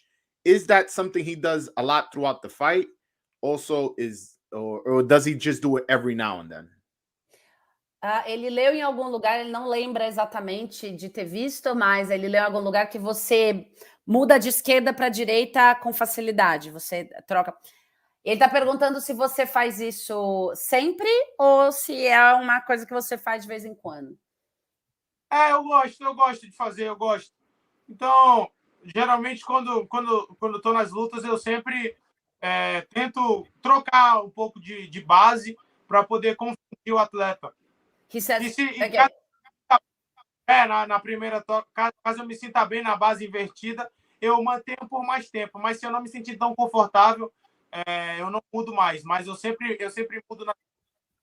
He's saying he likes to do that. He likes to switch frequently, and then he's saying that in his fights he tries to confuse the opponent, and he tries to use left and right, like to confuse them, and that if he feels good with that specific fighter in that specific fight fighting left, then he's going to do that. He's going to keep doing that, or not, then he's going to go back to right. So he's saying that. So he's more comfortable right-handed. He's more comfortable right-handed. Você é mais direito? Você é mais confortável na destro, Herbert? Então. Yeah, he's more righty. Yes. Right. All right. There's a couple. I know I said that was the last question, but I think I lied. Tem mais uma pergunta, Herbert. Ele tinha falado que já tinha acabado, mas ele vai mandar mais uma. All right. So, does he plan on fighting at 160 pounds or 168 pounds in the professional division?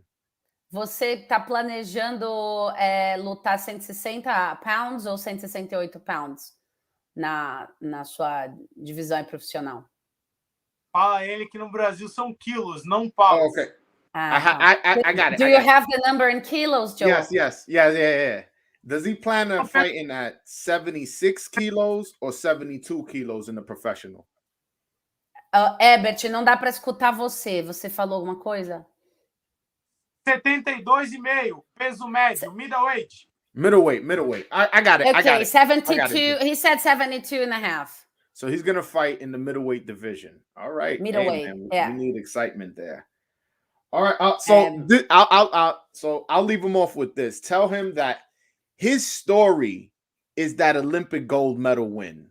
And I tell him that when he speaks to his promoter, when he speaks to his manager, make sure anytime they speak about him, they speak about that glorious clutch win he had in the Olympic gold medal match.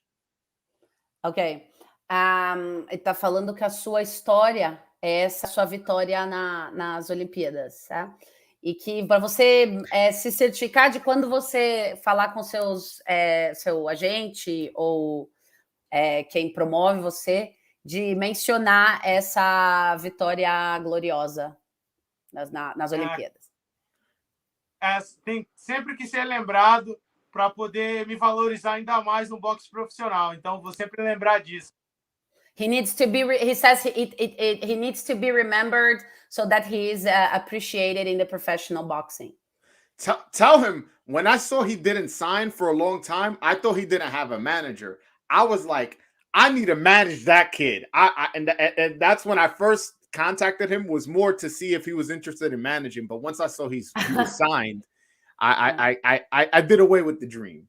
Ele falou que como você não tinha assinado um contrato, ele achou que você não tinha agente. E que quando ele entrou em contato com você pela primeira vez, ele queria achar um agente para você, alguém para te gerenciar. Eu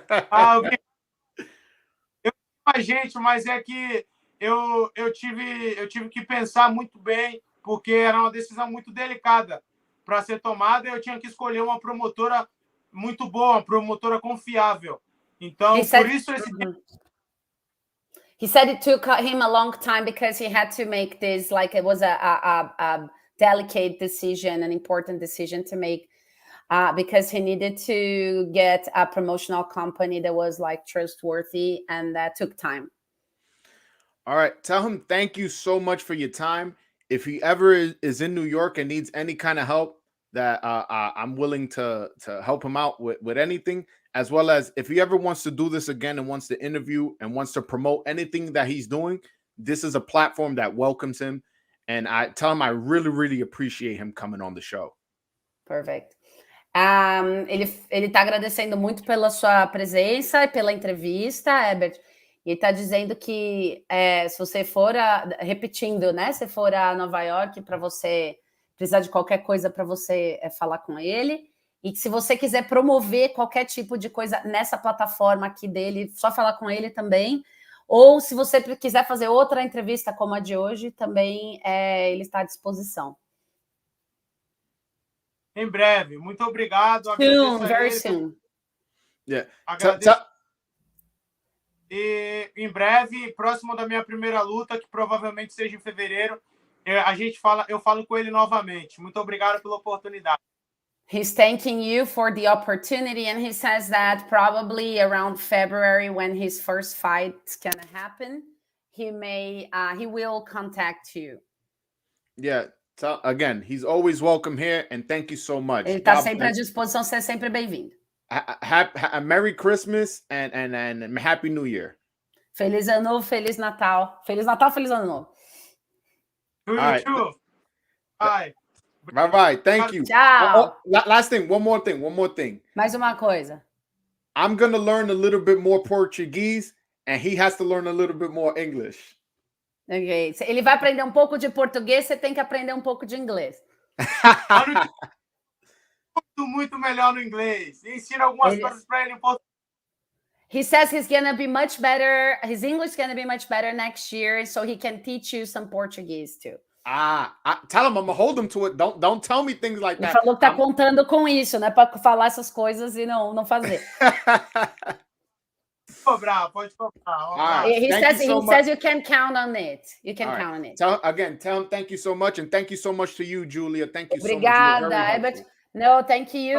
Obrigada, Herbert. Thank you, Joel. Anytime you need, just you know where to find me. So it was great. And thank you, guys. All right. Tchau, Herbert. Falou. Bye, guys. Bye. Bye. Tchau. Wow, man. The dude I wanted to interview, man, I got him, bro. I got him, man. I wanted to sign him, but I knew it was a pipe dream. I wasn't going to sign that kid. That kid's a gold medalist, man. Olympic gold medalist. Your boy Broadway Joel. A lot of y'all dudes be like, oh, I'm waiting for the new year, new me. Nah, I'm doing this shit now. It's the 27th. I'm doing it now, man.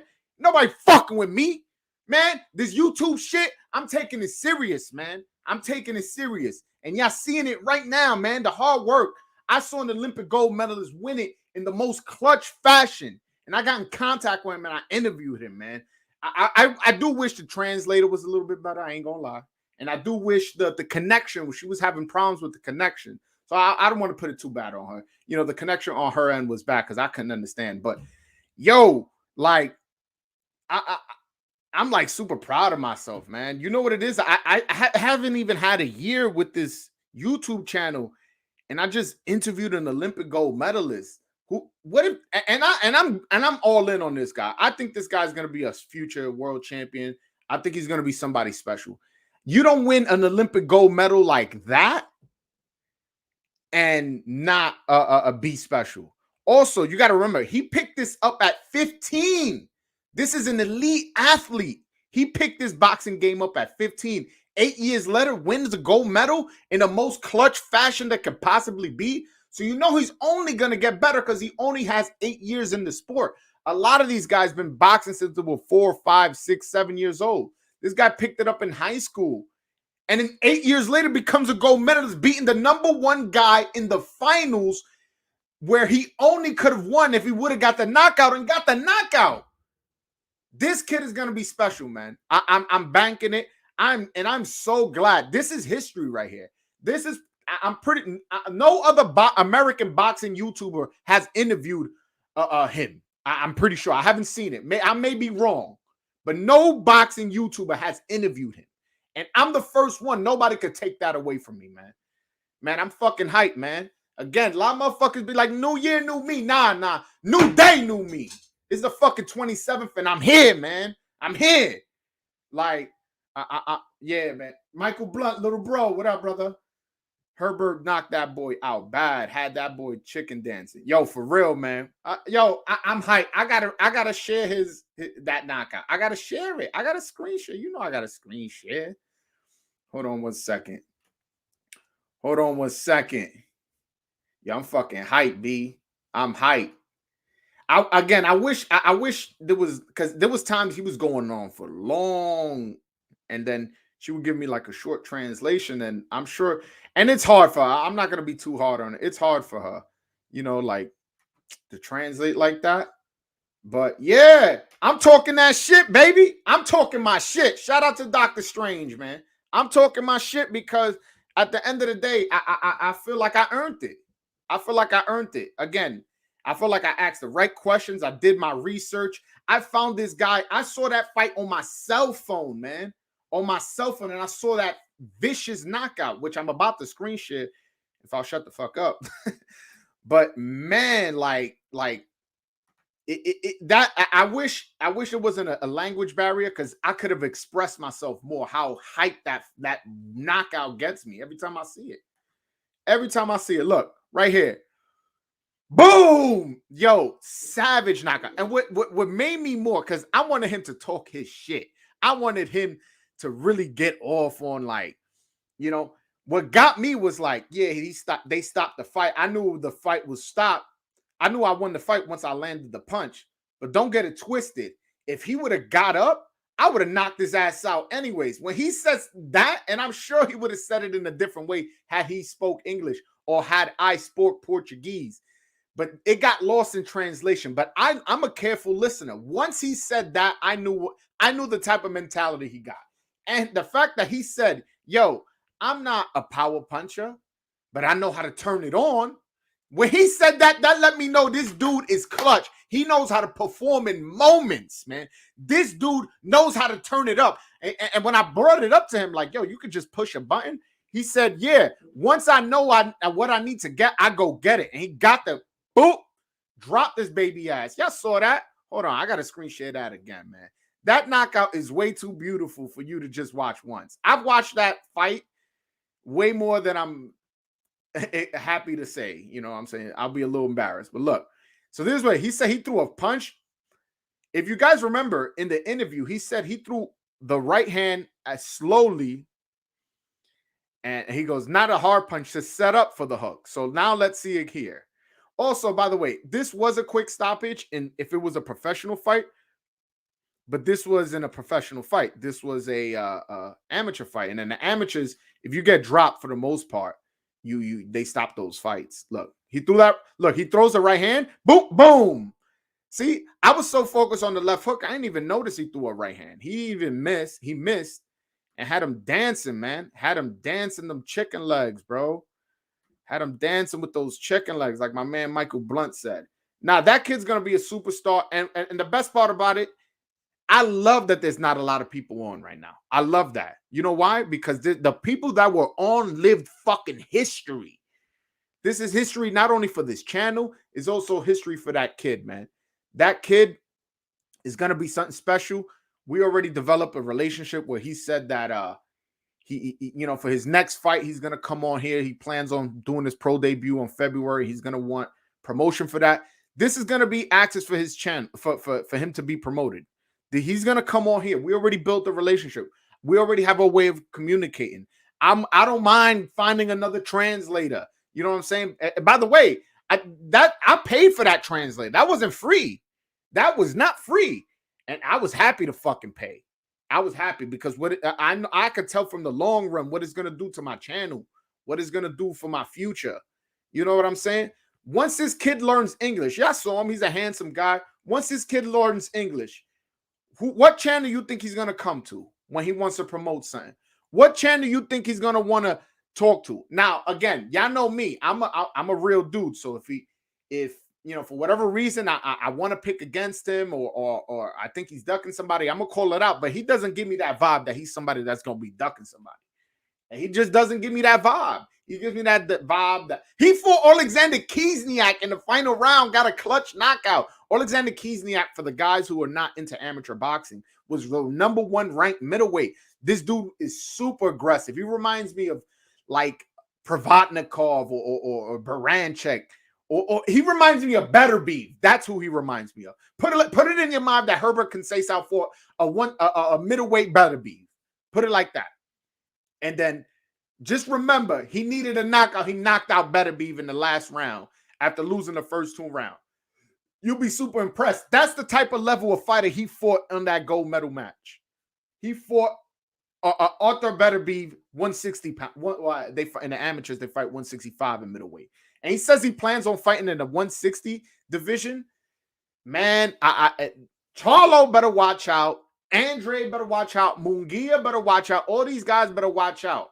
All these guys better watch out. That guy has skills. He has experience. And he has the confidence, man. Y'all see the way he was talking? He was talking his shit. And I could tell just off the body language and how he was moving, how cocky he was. Not in a good way. In a good way. He was talking his shit like, I'm a gold medal. He showed the gold medal, man. That shit got me hyped. I was like, oh, shit. Showed me the gloves. I'm like, yo, man, that was a fantastic experience I just had. And I'm glad, look, I'm glad my man Victor was here, somebody who I've known for a long time. I'm glad Michael Blunt, one of my early, subscribers who I call my little bro, was on. I'm glad my brother was on. You know what I'm saying? These are people that I've developed a relationship, you know what I'm saying? Or I knew prior to starting this YouTube page. And I'm excited, man. I'm excited for what the future holds. And this is going to be the first step in the right direction for this YouTube channel. Guys, thank you so much for hanging on through the interview. I'm sorry if the translation was somewhat bothersome at times, but I'm glad you essentially got the essence of what he was trying to say. And the lady, she didn't know nothing about boxing, so her understanding how to translate counterpunch, and little things like that, little boxing jargons was difficult. But we figured it out, man. We figured it out, and I'm excited for this future of this boxing shit. And like I said, I don't need to wait for no fucking new year to change my life. I changed it now. I'm talking my shit, man. Yo, y'all gotta let me live, man. I never come on my channel talking shit. This is the first big step, and I'm doing my thing, man. Hold on. Cause some of y'all on, and I always do it, man. If y'all want to call in, I was gonna end it right now, but I'm so hyped. I need to talk to my people, man. I need it. But if anybody wants to call in, I'm gonna stay on. If nobody calls in the next 10 minutes, whatever, I guess it's just I'm the only one that's hyped, not my viewers. But I'm gonna give y'all a chance to call in. I'm gonna pin it to the top of the chat. Hold on 1 second. I'm gonna pin it to the top of the chat, and if y'all want to call in about whether it be about boxing, just some other shit, or you want to talk about the interview, the link is pinned to the top of the chat. You know what I'm saying? We could talk about anything you want, but just know I may just randomly bring up my Herbert's Conceição interview. I was calling him a Herbert Salsa because that's how they were announcing him in the excuse me, in the Olympics. But now that I've spoken with him personally, he prefers Conceição. So Herbert Conceição. I'm gonna screen share his IG for you guys, just so you know, you guys, in case you guys want to follow him. That'd be dope. You know, he gains some of my followers. But yeah, man, Herbert Conceição, Olympic gold medalist with middleweight division. You know what I'm saying? This is his IG, by the way, if you guys want to follow him. Right now, he has 246,000 followers. That shit's gonna go up crazy. Not because of this interview. I'm just saying, like, in general, like, it's gonna go up crazy because his career's just started. But yeah, no, if again, I'm gonna give you guys 10 minutes if you guys want to call in. I'm hyped, man. I'm hyped. I want to talk to some people, man. Yo, anybody just call in. If y'all fuck with me heavy, man, call in, man. I need somebody to talk to. I need to expend this energy because I'm a little upset. I really couldn't get like the essence of how I wanted to talk, the energy of he didn't really feel me. You know what I'm saying?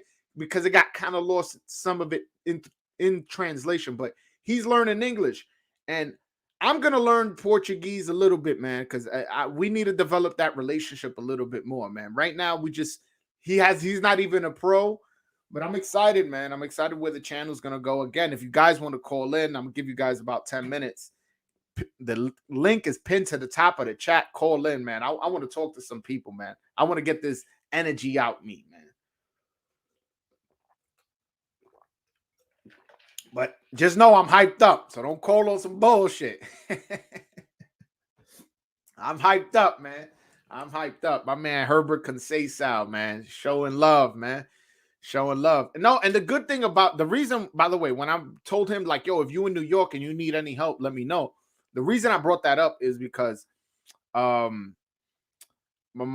father has a relationship with Andre Rozier. He's a trainer here in New York. He trains a bunch of guys. He trains Sergey Derevyanchenko. He trains Edgar Berlanga. He trains, who else does he train?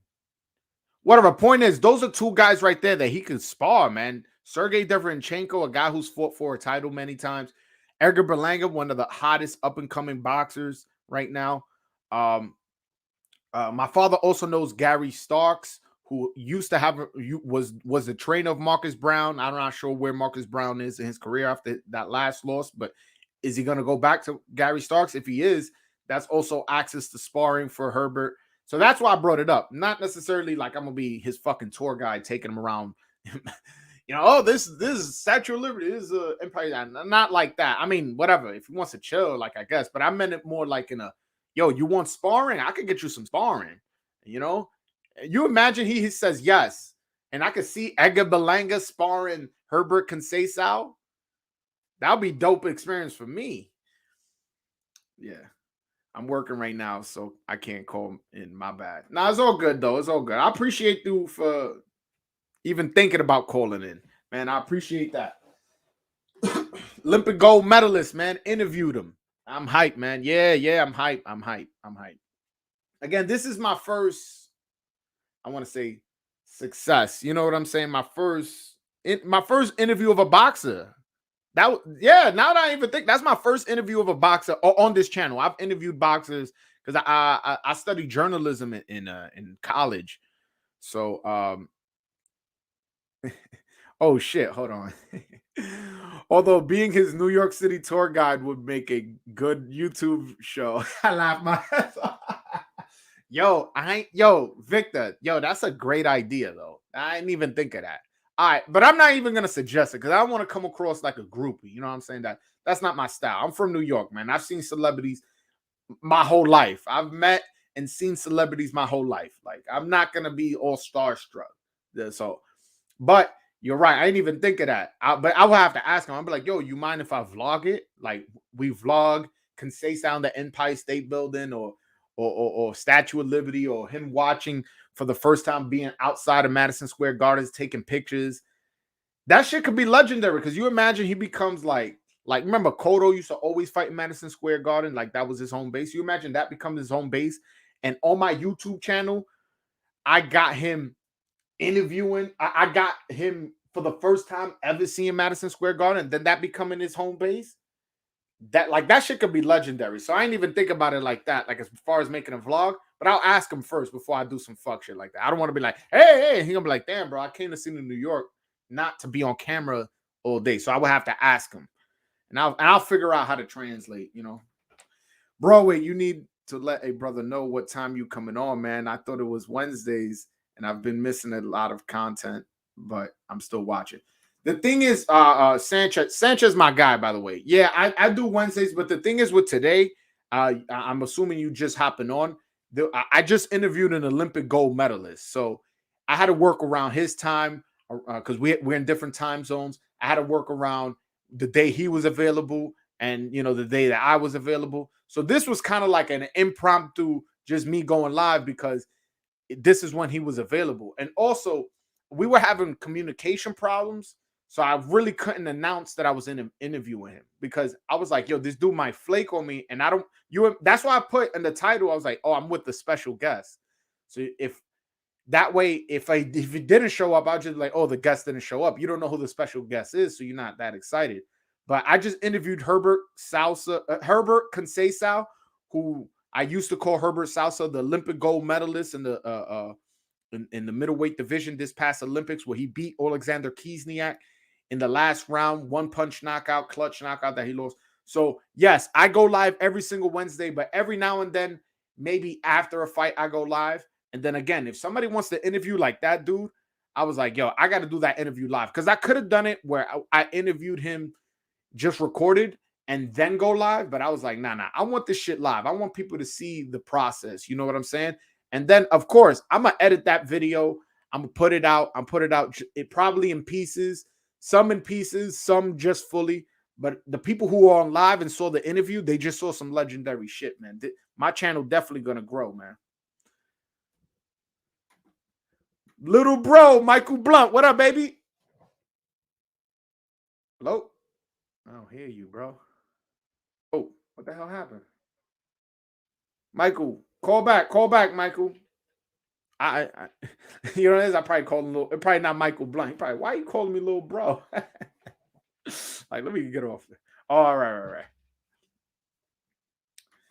I got you, Joel. Hold up. All right, cool.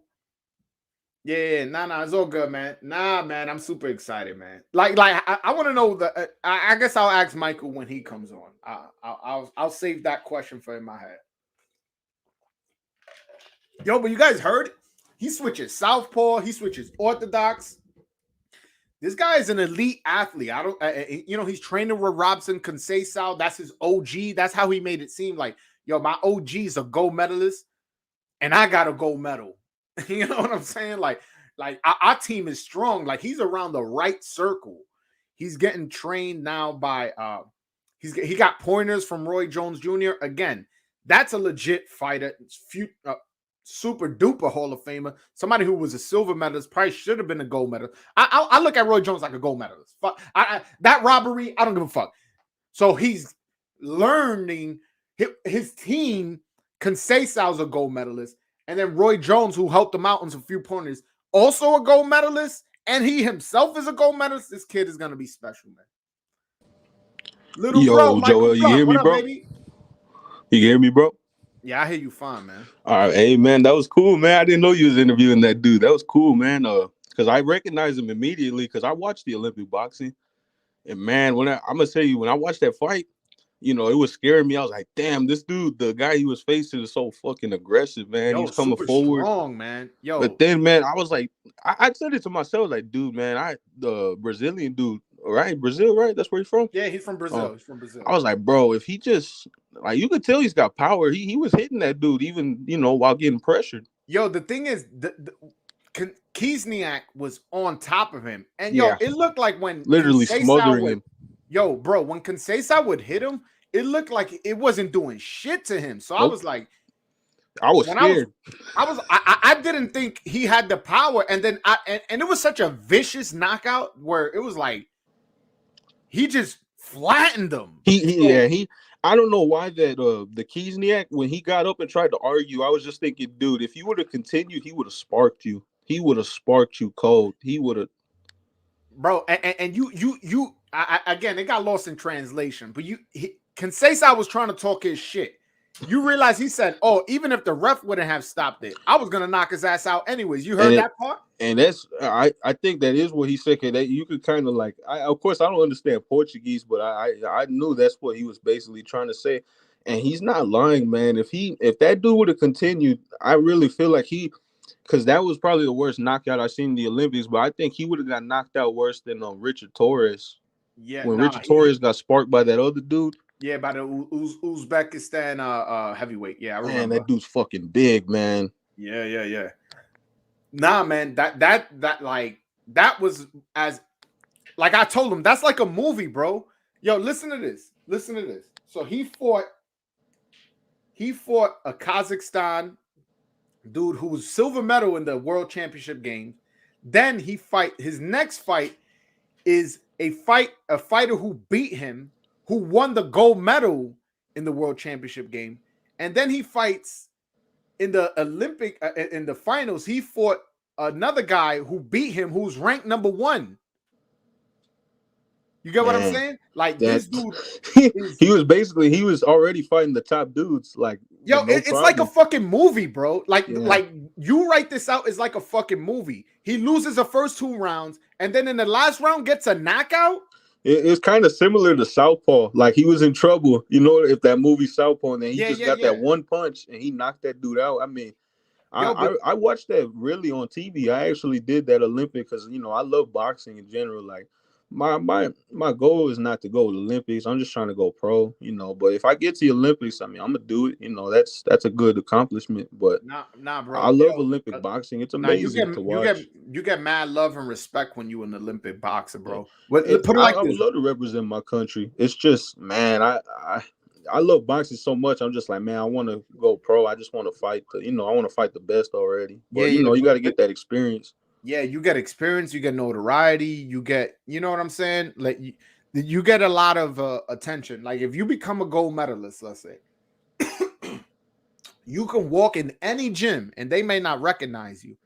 And then you say, yo, I won gold in these past Olympics. I'm looking for a trainer or I'm looking for sparring. You're going to automatically get a different type of respect and a different type of opportunities after that. So like don't downplay the Olympics. That's what and that's man. I ain't downplaying it at all. I told because I'm in the gym. I have a coach and everything. I'm finna hopefully I'd say about 2 months from now I should have my first amateur fight because I've been doing like hard sparring with some big heavyweight like dudes in my city. What weight you fight at? I fight at heavyweight, super heavyweight. Big dude. How tall are you? I'm 6 foot, but I'm still growing. That's one thing. See, like I'm 6 foot, and a lot of the dudes I be like going against, some of them be like 6'3", 6'4". But the thing is, like I still do really good, man. Like I'm not, saying I'm some sort of fucking Mike Tyson. I ain't never gonna be that, but don't say that. Don't say that. Don't say that. Don't sell yourself short, man. Listen, man. A lot of motherfuckers wouldn't think that I would have an interview with an Olympic gold medalist, but it just happened, bro. Don't think like that, man. That's true. Yeah, if you work hard and you put your mind to it, bro, you could be anything you want. Listen, this guy started at 15 years old boxing, and 8 years later at 23 became an Olympic gold medalist. I've always been around the boxing community. That's why, because I used to be a basketball player. Like, I was really good at basketball for a big dude. Like, people, every time I played against, people was like surprised. They're like, man, how's this dude doing that? You know what I mean? At this size, because I've always had like a boxing body kind of. I played football too, but I kind of like realized I was like, man, I should have been a boxer because it's kind of like I relate to boxing a lot. All I know how to do is fight, So it's like, what age you started boxing? See, I just started boxing at 17, and now I'm 18. But man, my coach, he was worried because, like, my coach, he has some local like heavyweights here in San Antonio, and they were willing, they were willing to help me and spar me. And I sparred a good dude. I think his name was, he goes by, it's funny, like that's his ring name is fucking Pink Panther, bro. But his name was like Nicholas something. He's a local heavyweight in San Antonio. And he's not a small dude. Like he came up from cruiserweight, but he kind of like he got bigger, so he had to move up. He couldn't make cruiserweight, I guess. And me and him, we sparred for about, I think we did 4 rounds. And we was doing the first round, we just did, a little light, touching each other up a little. But then, he kind of started, he was trying to pressure me, get me better. I like that though. When people hit me, I'm like, okay, if you hit me, I'm gonna come back. I'm gonna show you something. And I started touching him up. And no, that's what's up, man. You got to go through adversity. That's how you find out who you are, man. Yeah, and my coach he's which is good, is he's getting me some more big dudes. I'm sparring a lot of big dudes, man. I'm having success too. How much do you weigh? How much do you weigh? Like normal? Right now I weigh 265. 265? You are huge. Like, is it fat though, or you a muscular guy? No, I'm pretty, like, I'll be honest. My body type really, like, I got a lot of fat, bro. But the thing is, I'll tell you what, man, like, because I'll even follow you on social media, bro, because, man, when I get big in boxing, don't ever think that, I'll forget about you, bro. You my dog. I'm always going to, support your channel, everything, bro. I appreciate that, man. That's why, by the way, you don't mind I call you little bro, right? Nah, bro, that's a good thing, man. It feels good, cool, man. Cool. I was like, when you called and I was like, little bro, I was like, damn, maybe he don't like that shit. I got to ask. No, that's cool. I call you that? Yeah, man, that's cool. But yeah, like what I'm saying is, I'm working hard right now. Like my body type I'm trying to get right now. If you think that's cool, I'm trying to be built like Luis Ortiz. That's the body type I'm trying to get into right now. That's my body type. What I'm getting into. I'm losing a lot of fat though, because I was bigger than 265 a couple months ago. Not even gonna lie, but I think I lost about 20 pounds, bro. I do a lot of running. I do a lot of jump rope, treadmill. Even if you don't get to the career that you want, even if you just by getting healthy, bro, that alone is a victory in boxing, bro. Yeah, man. I just want to be successful, but I'll be honest though, I think I'm gonna be a really good boxer, bro. My coach, he's been around boxing for a minute. He's telling me, he's like, man, he said, you're brave. He said, you'll step in with, like dudes that have been, boxing for years. And man, I've been having success, and it's crazy because all these guys I sparred too, like they've been boxing for years, and they're like, man, you got, they say don't give up on it, because a lot of dudes have given up on boxing quick. You don't know how many times, because I never had an amateur fight, but I was training to have an amateur fight, and then my gym closed down, and then I couldn't really find another trainer. But point is, you don't know how many times I would be in the gym, right? Somebody would do all the workouts, learn how to punch, learn how to do this, and they'll be like, yo, tomorrow you're sparring, and they'll never come back. And you don't know how many times the ones who did come back would spar one time, realize that motherfuckers really get punched in the face, and never show up after that. So boxing is a tough sport, bro. Yeah, like it is, man. I'm gonna let you continue, but what you just said, man, people don't realize you literally can't play it.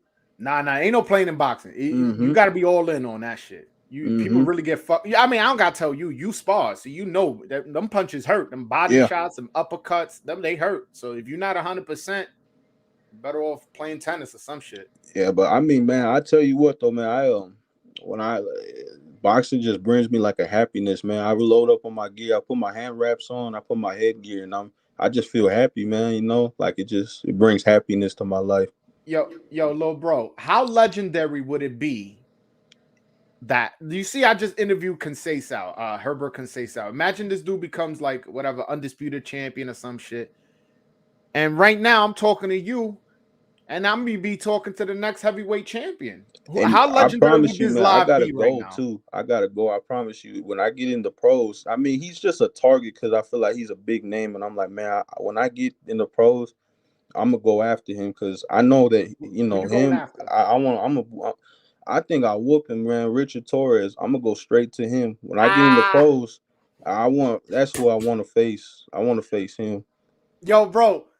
If and when you fight him, bro, I just got this on my live. This live may be some legendary shit. A lot of motherfuckers, they may not be processing this. If you become who you say you're gonna become, bro, and you go up and let's say Richard Torres has a title and you knock him out, I have this on my video on my live. I will cut this and promote this shit. How you spoke of mine, man. I promise you too, bro. And I'm a pro, man. Cause man, man, you good dude, man. I love talking boxing, coming on you, but I promise you, because I'm not gonna be one of those people, like man, Charlos and them, they so cocky, like, they want to flex on everybody, I mean, I know you got what you got, which is good. That's what you're doing for your family, but I'm also, I'm boxing for my family. I'm trying to, for my mom and everybody. This is a goal, so my mom don't have to work no more. But man, every fight, I promise you, man, if I know I will. I promise I will. The same way Fury said when he was in the amateurs, he said he targeted Klitschko and he beat him. The same way I'm doing this, I'm gonna target Torres because I know he's gonna get a belt one day. He's probably gonna have that WBO belt because he's on Top Rank. But you don't snatch that up. I'm gonna get that dude, man. I promise you, when I knock him out, you be ringside, and I'm gonna tell you too. I'm gonna bring that belt, bro. I'm gonna show you too that I told you. And I know you believe me, bro. But trust me, I'm gonna knock him out. I do. You know I do. I'm gonna knock that dude out, man. But it's not just to be one champion. I'm gonna be I hope I be an undisputed heavyweight champion. But yeah, for sure, that's who Torres is to be named one, man. If he has a belt, I hope he knows that I'm coming for. That's who I'm gonna get. I just want to let you know, man. Yo, the most important thing in boxing is being in shape. So I don't want you to ever get out of shape. I don't care if it's you don't got a fight coming up, you don't this, you don't. Nah, I want you to always be in shape, and also never ever while you're unless you're retired. And when you retire, you do whatever you want. But while you're not retired, never drink or smoke or do any drugs. Yeah, you can enjoy all of that after you retire, brother. Mm-hmm. Believe me, because you gotta remember, one beer, it doesn't hurt, but you know what it is gonna hurt? When the guy you fighting on the other side of the ring hasn't had clean a beer body, in his literally never life. done anything in his life. Yep. Yeah, so and it's not worth it, bro. You get drunk, you get violent, you drive, you get into a car accident, you get a ticket, you get arrested. It's just not worth it, bro. Yeah. Focus on boxing, focus on getting in shape, and do that, bro. I still will, man. That's my main focus right now.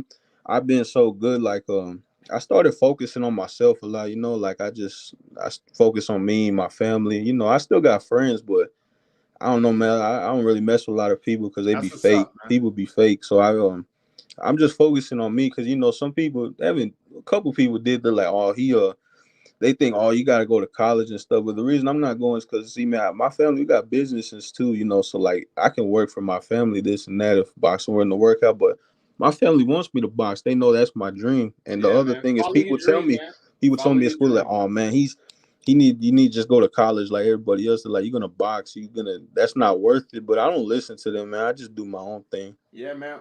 Listen, man. If I'm in your shoes, man, you 19, bro. Oh, my bad. That's a house phone, bro. I was like, I don't got a house phone. What the hell? My family got a business. That's what my grandpa. Nah, you good. You good. Nah, man. I just want you to always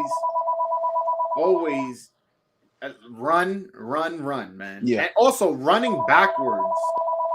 Oh man, I just started to do that too. I started running backwards my coach actually taught me that it's for footwork, like to run, to move around the ring. Yeah. That works out your quads, your glutes, and it also helps with your coordination, and it helps build the strength to carry your body. You're a big dude, 265, you huge.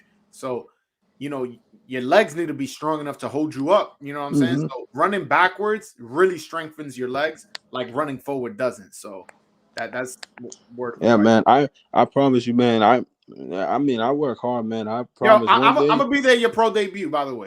That, bro, right? For sure. I promise too, because I know you up in New York, man. But I'm in Texas, but I'm saying, man, hopefully, like the main place, I hope the PBC. I want to be a PBC fighter. I know you may think, oh man, don't do that, but I love the PBC Showtime. PBC pays their fighters, man. That's one thing. I love PBC, man. I love Showtime. That's my favorite environment. But if say like, I know Eddie Hearn loves them heavyweights. If Eddie Hearn was looking at me like, oh man, come over here fight, those Hagrovich type dudes. I do it, man. I know, but you got the right mindset, man. Honestly, the PBC treats their fighters the best. So yeah, I love PBC, and they pay the best. You gotta go with it, where the money at. Look, they doing a whole heavyweight card on the first.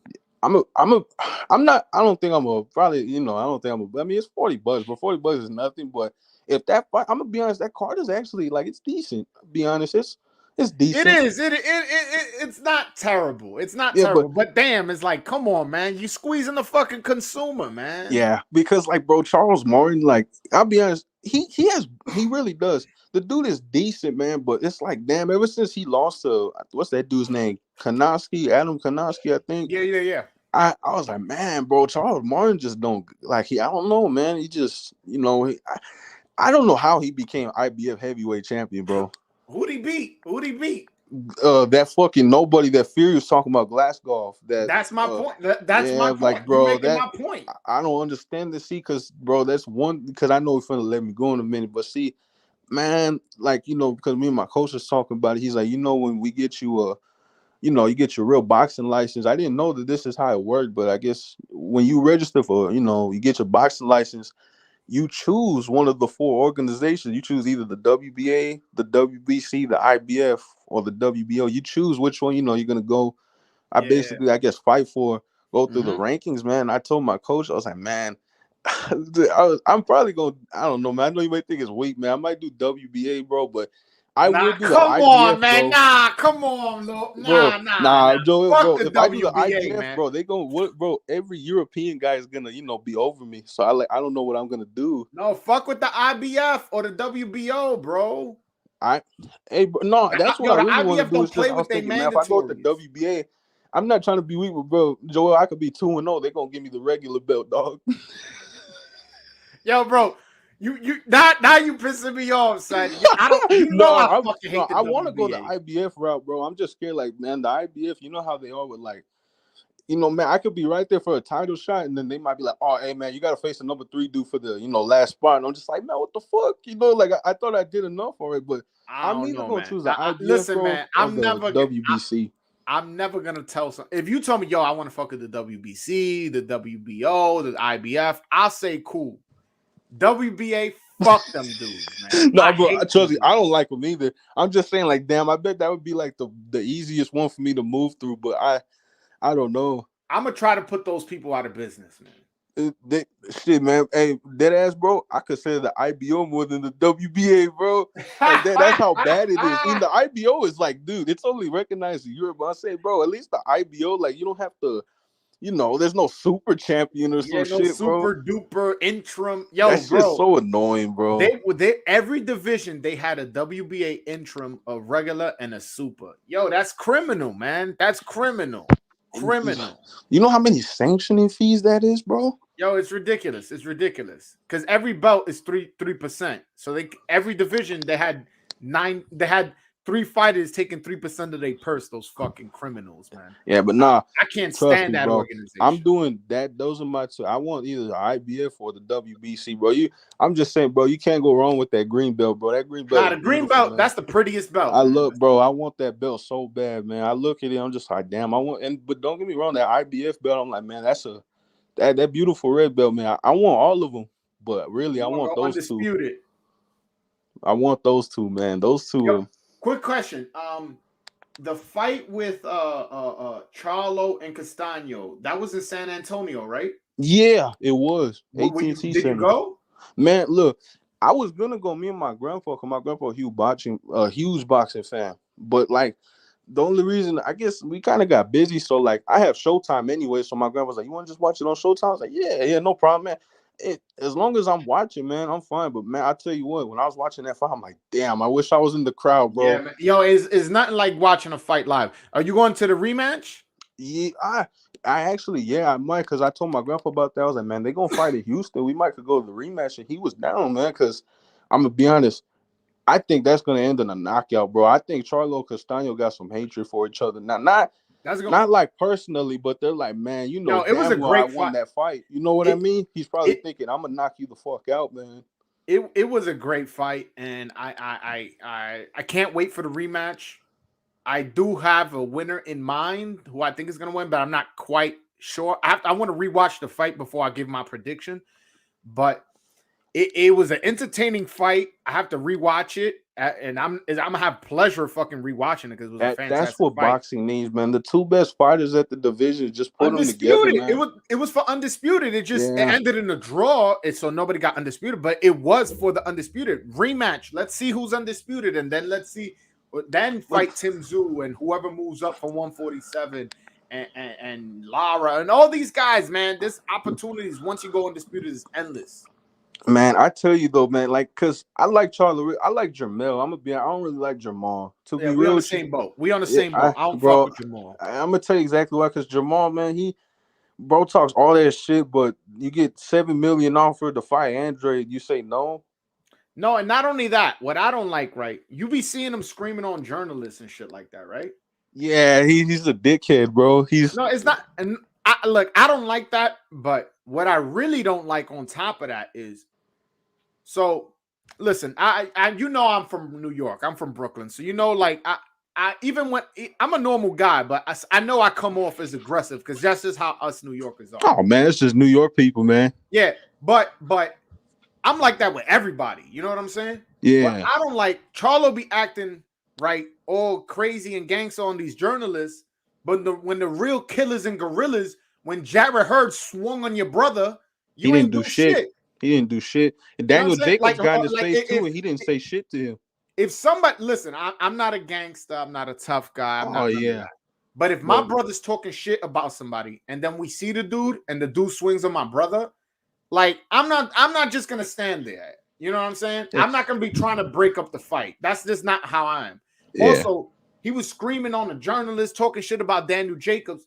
Daniel Jacobs walks by, presses him, and he don't do shit. He don't do shit. Okay, so you could act tough with a dude with a camera. When a dude's like this on you, but then a real fighter, a grown man come up to you. And he don't say nothing, man. Exactly. But when Daniel Jacobs, a motherfucker who could crack, a motherfucker who knows how to fight, is in your face, you don't got that same energy. I'm gonna be like, because Jacobs don't really got it no more. But hey, bro, a couple years ago, Jacobs might knock Charlo the fuck out, bro. Hell yeah, Jacobs, bro. But at that time, when Jacobs pressed him, he would have knocked him out, bro. And here's the other thing I like about Charlo, the big Charlo, bro. He's a real champion. Like I think he was an IBF at 154, but bro, he wasn't even the real, like, he got elevated, I think, at middleweight for WBC. And I know that's kind of their fault because, man, they made, like, bro, Canelo's still the franchise champion. What the fuck is that? Yeah, like, that's some bullshit. That was some bullshit. Stupid. But I'm saying, bro, Jamal could have been unified. He literally knows he could have been unified, but what does he do, man? He's a duck, bro. He got him not like aggressively, bro. He was talking to Caleb Plant that day, and he was like, "Yeah, I hope you win this and that, man." Caleb Plant was looking at this dude like, "Man, I don't even fuck with you, man." You know what I mean? Like, I'm gonna be honest. No, he did, man. Caleb Plant was looking at him like, "Okay, thanks." Like, I motherfucker, I don't care. But, yeah, man. I'm gonna be honest. I said it too because I got a boxing group chat with my homies. I said, bro, put Caleb Plant against Charlo. I bet you Plant will whoop his ass. Yeah, I bet you Plant will whoop his ass. Plant will box his ears off. Bro, Plant did good against Canelo. He got knocked out. I love Caleb Plant's fighting style.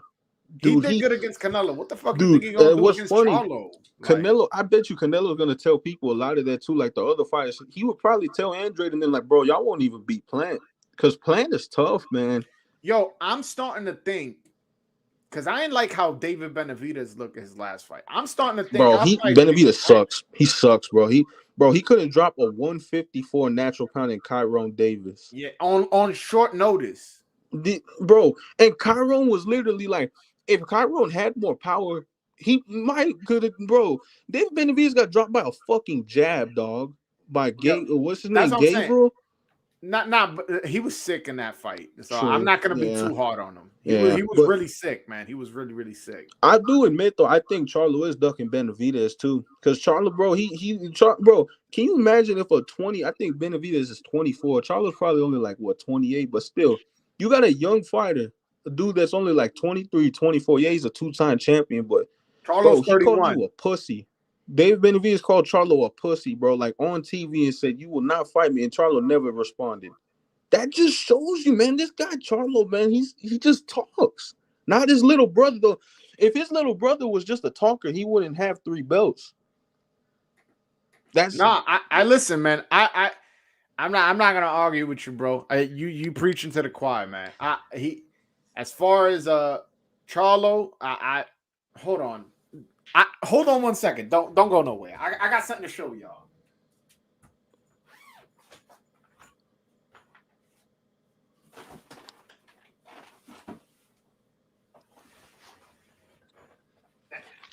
Damn, I can't find it. But I have bought a toy duck. I'm like, yo, this is Jamal Charlo. Hold on, it's just too funny for me not try to look for it. Bro, he ducks the whole division. He ducks the whole division. I'm waiting, bro. Go ahead. I'm just saying, bro. Guys, don't leave the live. I'm just gonna go look for the toy because it's a funny ass shit. Man, ducks the whole division, bro. Charlo's, I don't care. Charlo's a pussy.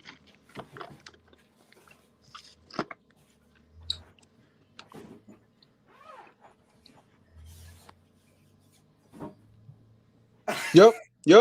There goes Jamal right there. Yo, I bought this fucking toy. This is Jamal Charlo right here. Yo, not fighting Andrade, not fighting Benavidez, not fighting Munguia, not fighting Triple G, not fighting David Benavidez. What are you doing, bro? What are you doing? That man holding that WBC belt hostage like Gary Russell, man. Look, I love No. I love Gary Russell. Gary Russell is my dude. Why? Yeah. Let's hold on. No, I'll admit, bro. No, Gary Russell's been ducked, bro. Let me tell you, Joel. When I tell you literally for about 2 or 3 years that me and my buddies have been talking about, bro, why isn't Gary Russell and Leo Santa Cruz? Well, I don't know how the fuck he still has that belt, dog, at 126. I'm like, bro, you know that is the easiest unification you can make. Santa Cruz and Russell. And that is a great PBC. That sells, bro. They both on PBC. That, bro, it makes no sense. Now you know what they did? Sense. They saved Leo Santa Cruz for fucking Tank Davis to fucking break his neck, basically. Yeah, and you know Tank's my favorite fighter, but like I love that knockout, but I'm like, bro, Leo, you know, he's smaller. He's smaller, but he is smaller, and but at the same time, he had a belt. You know, yeah, he was the champion. And the thing is, don't be real. I really wish, bro, that Tank could still make 130. I really do. I really wish he could, because I would love to see him in with Shakur, with Chris Colbert. I'm talking about friend right Oscar Valdez. There's a lot of fights at one. Yo, from 130 to 147, bro. Those divisions are stacked. That I tell you, but you know what sucks is really because, bro, I really love Shakur Stevenson. Like his performance against Hearing made me like such a, you know, I was like, damn, man, Shakur is just, you know, you love a southpaw that don't like to get hit. You know, it kind of reminds you like Sweet Pea and all of them. You know, it just gives you the vibes like, man, you know, you got an old southpaw, and it's like, bro, I don't think Shakur's gonna get another. I mean, he can get the WBC, bro. I think Shakur wipes Valdez. I think he whoops Valdez's ass, bro. Yeah, listen, listen. Let's relax. Let's relax. I like Shakur too, but man, Valdez showed me a lot in that Burchelt fight. I mean, I didn't like what I saw in the Robson Conceição. That right there is my point. I feel like if you put a good boxer, so you're basing it off that. You're not basing it off. Oscar can box too. It's not like Oscar's a one-dimensional fighter. Oscar's a great fighter, but I just really feel like because Oscar, he tries to do that stance switching too, but he's really a natural orthodox. But my point is, because and here's the thing, I just faced a southpaw, bro. It was my first time because I stance switch, but like usually I stay in the orthodox, but I usually switch so I could like use my lead right hand to jab and get the dude back off me. Man, I faced a southpaw, bro. Let me tell you, they are hard to figure out at first. Like you got to really think about it. You know, it's mostly foot positioning, and once you get the foot position, landing that straight right hand and left hook are key. Yeah, I was just countering dude with left hooks, but he was still, you know, like he was getting me good. Like, but I was like, damn, if I counter him, you know, I was doing good. But man, that was one thing. I think Shakur and Valdez, I'm gonna be honest, I don't think neither would knock each other out.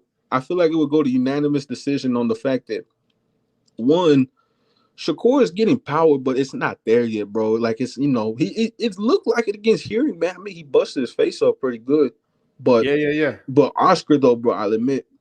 Like serious, because I watched that fight with my grandpa when he knocked Burchelt on his face, bro. I thought Burchelt died, and I'm gonna be honest with you. I actually almost, I know you're thinking, oh man, don't do it, but when I see injuries in sports and stuff, like nice people, man, this shit makes me like kind of cry, man. When I saw Burchelt get knocked out on his face, I'm not gonna lie, I cried. I was like, man, I think he died. It was scary, but you know what was funny? It wasn't funny at the time, but now that we know Burchelt is okay, yeah, what was funny about I'm glad, man. What was funny about that knockout was this guy's knocked out cold, like flat face first, and Oscar Valdez is running around the ring, jumping. At one point, I think he even jumped over Burchelt. He jumped over his legs. Funny. And no, I understand, but man, that I tell you, bro, that was just you know, it was just really scary. I was just scared for Berchelt. Yeah. But point is, getting back to our conversation earlier, Oscar Valdez, I was very impressed in that Berchelt fight. I actually picked Berchelt to win that fight, and I did too.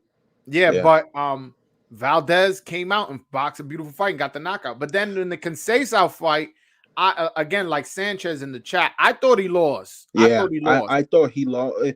And here's the real reason.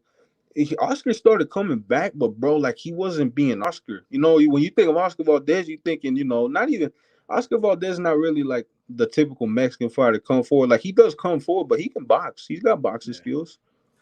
Nah, for sure. Yo, Michael, I'm gonna have to let you go, bro. I have to pee like a fucking racehorse. Man. Love talking to you, bro. You know I'll be on the next live. Nah, I appreciate you, and we'll keep in contact. And once you go pro, trust me, whatever I could do on my end to help you out, get your name out there.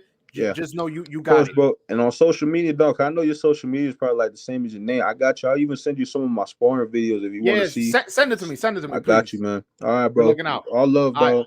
All love, bro.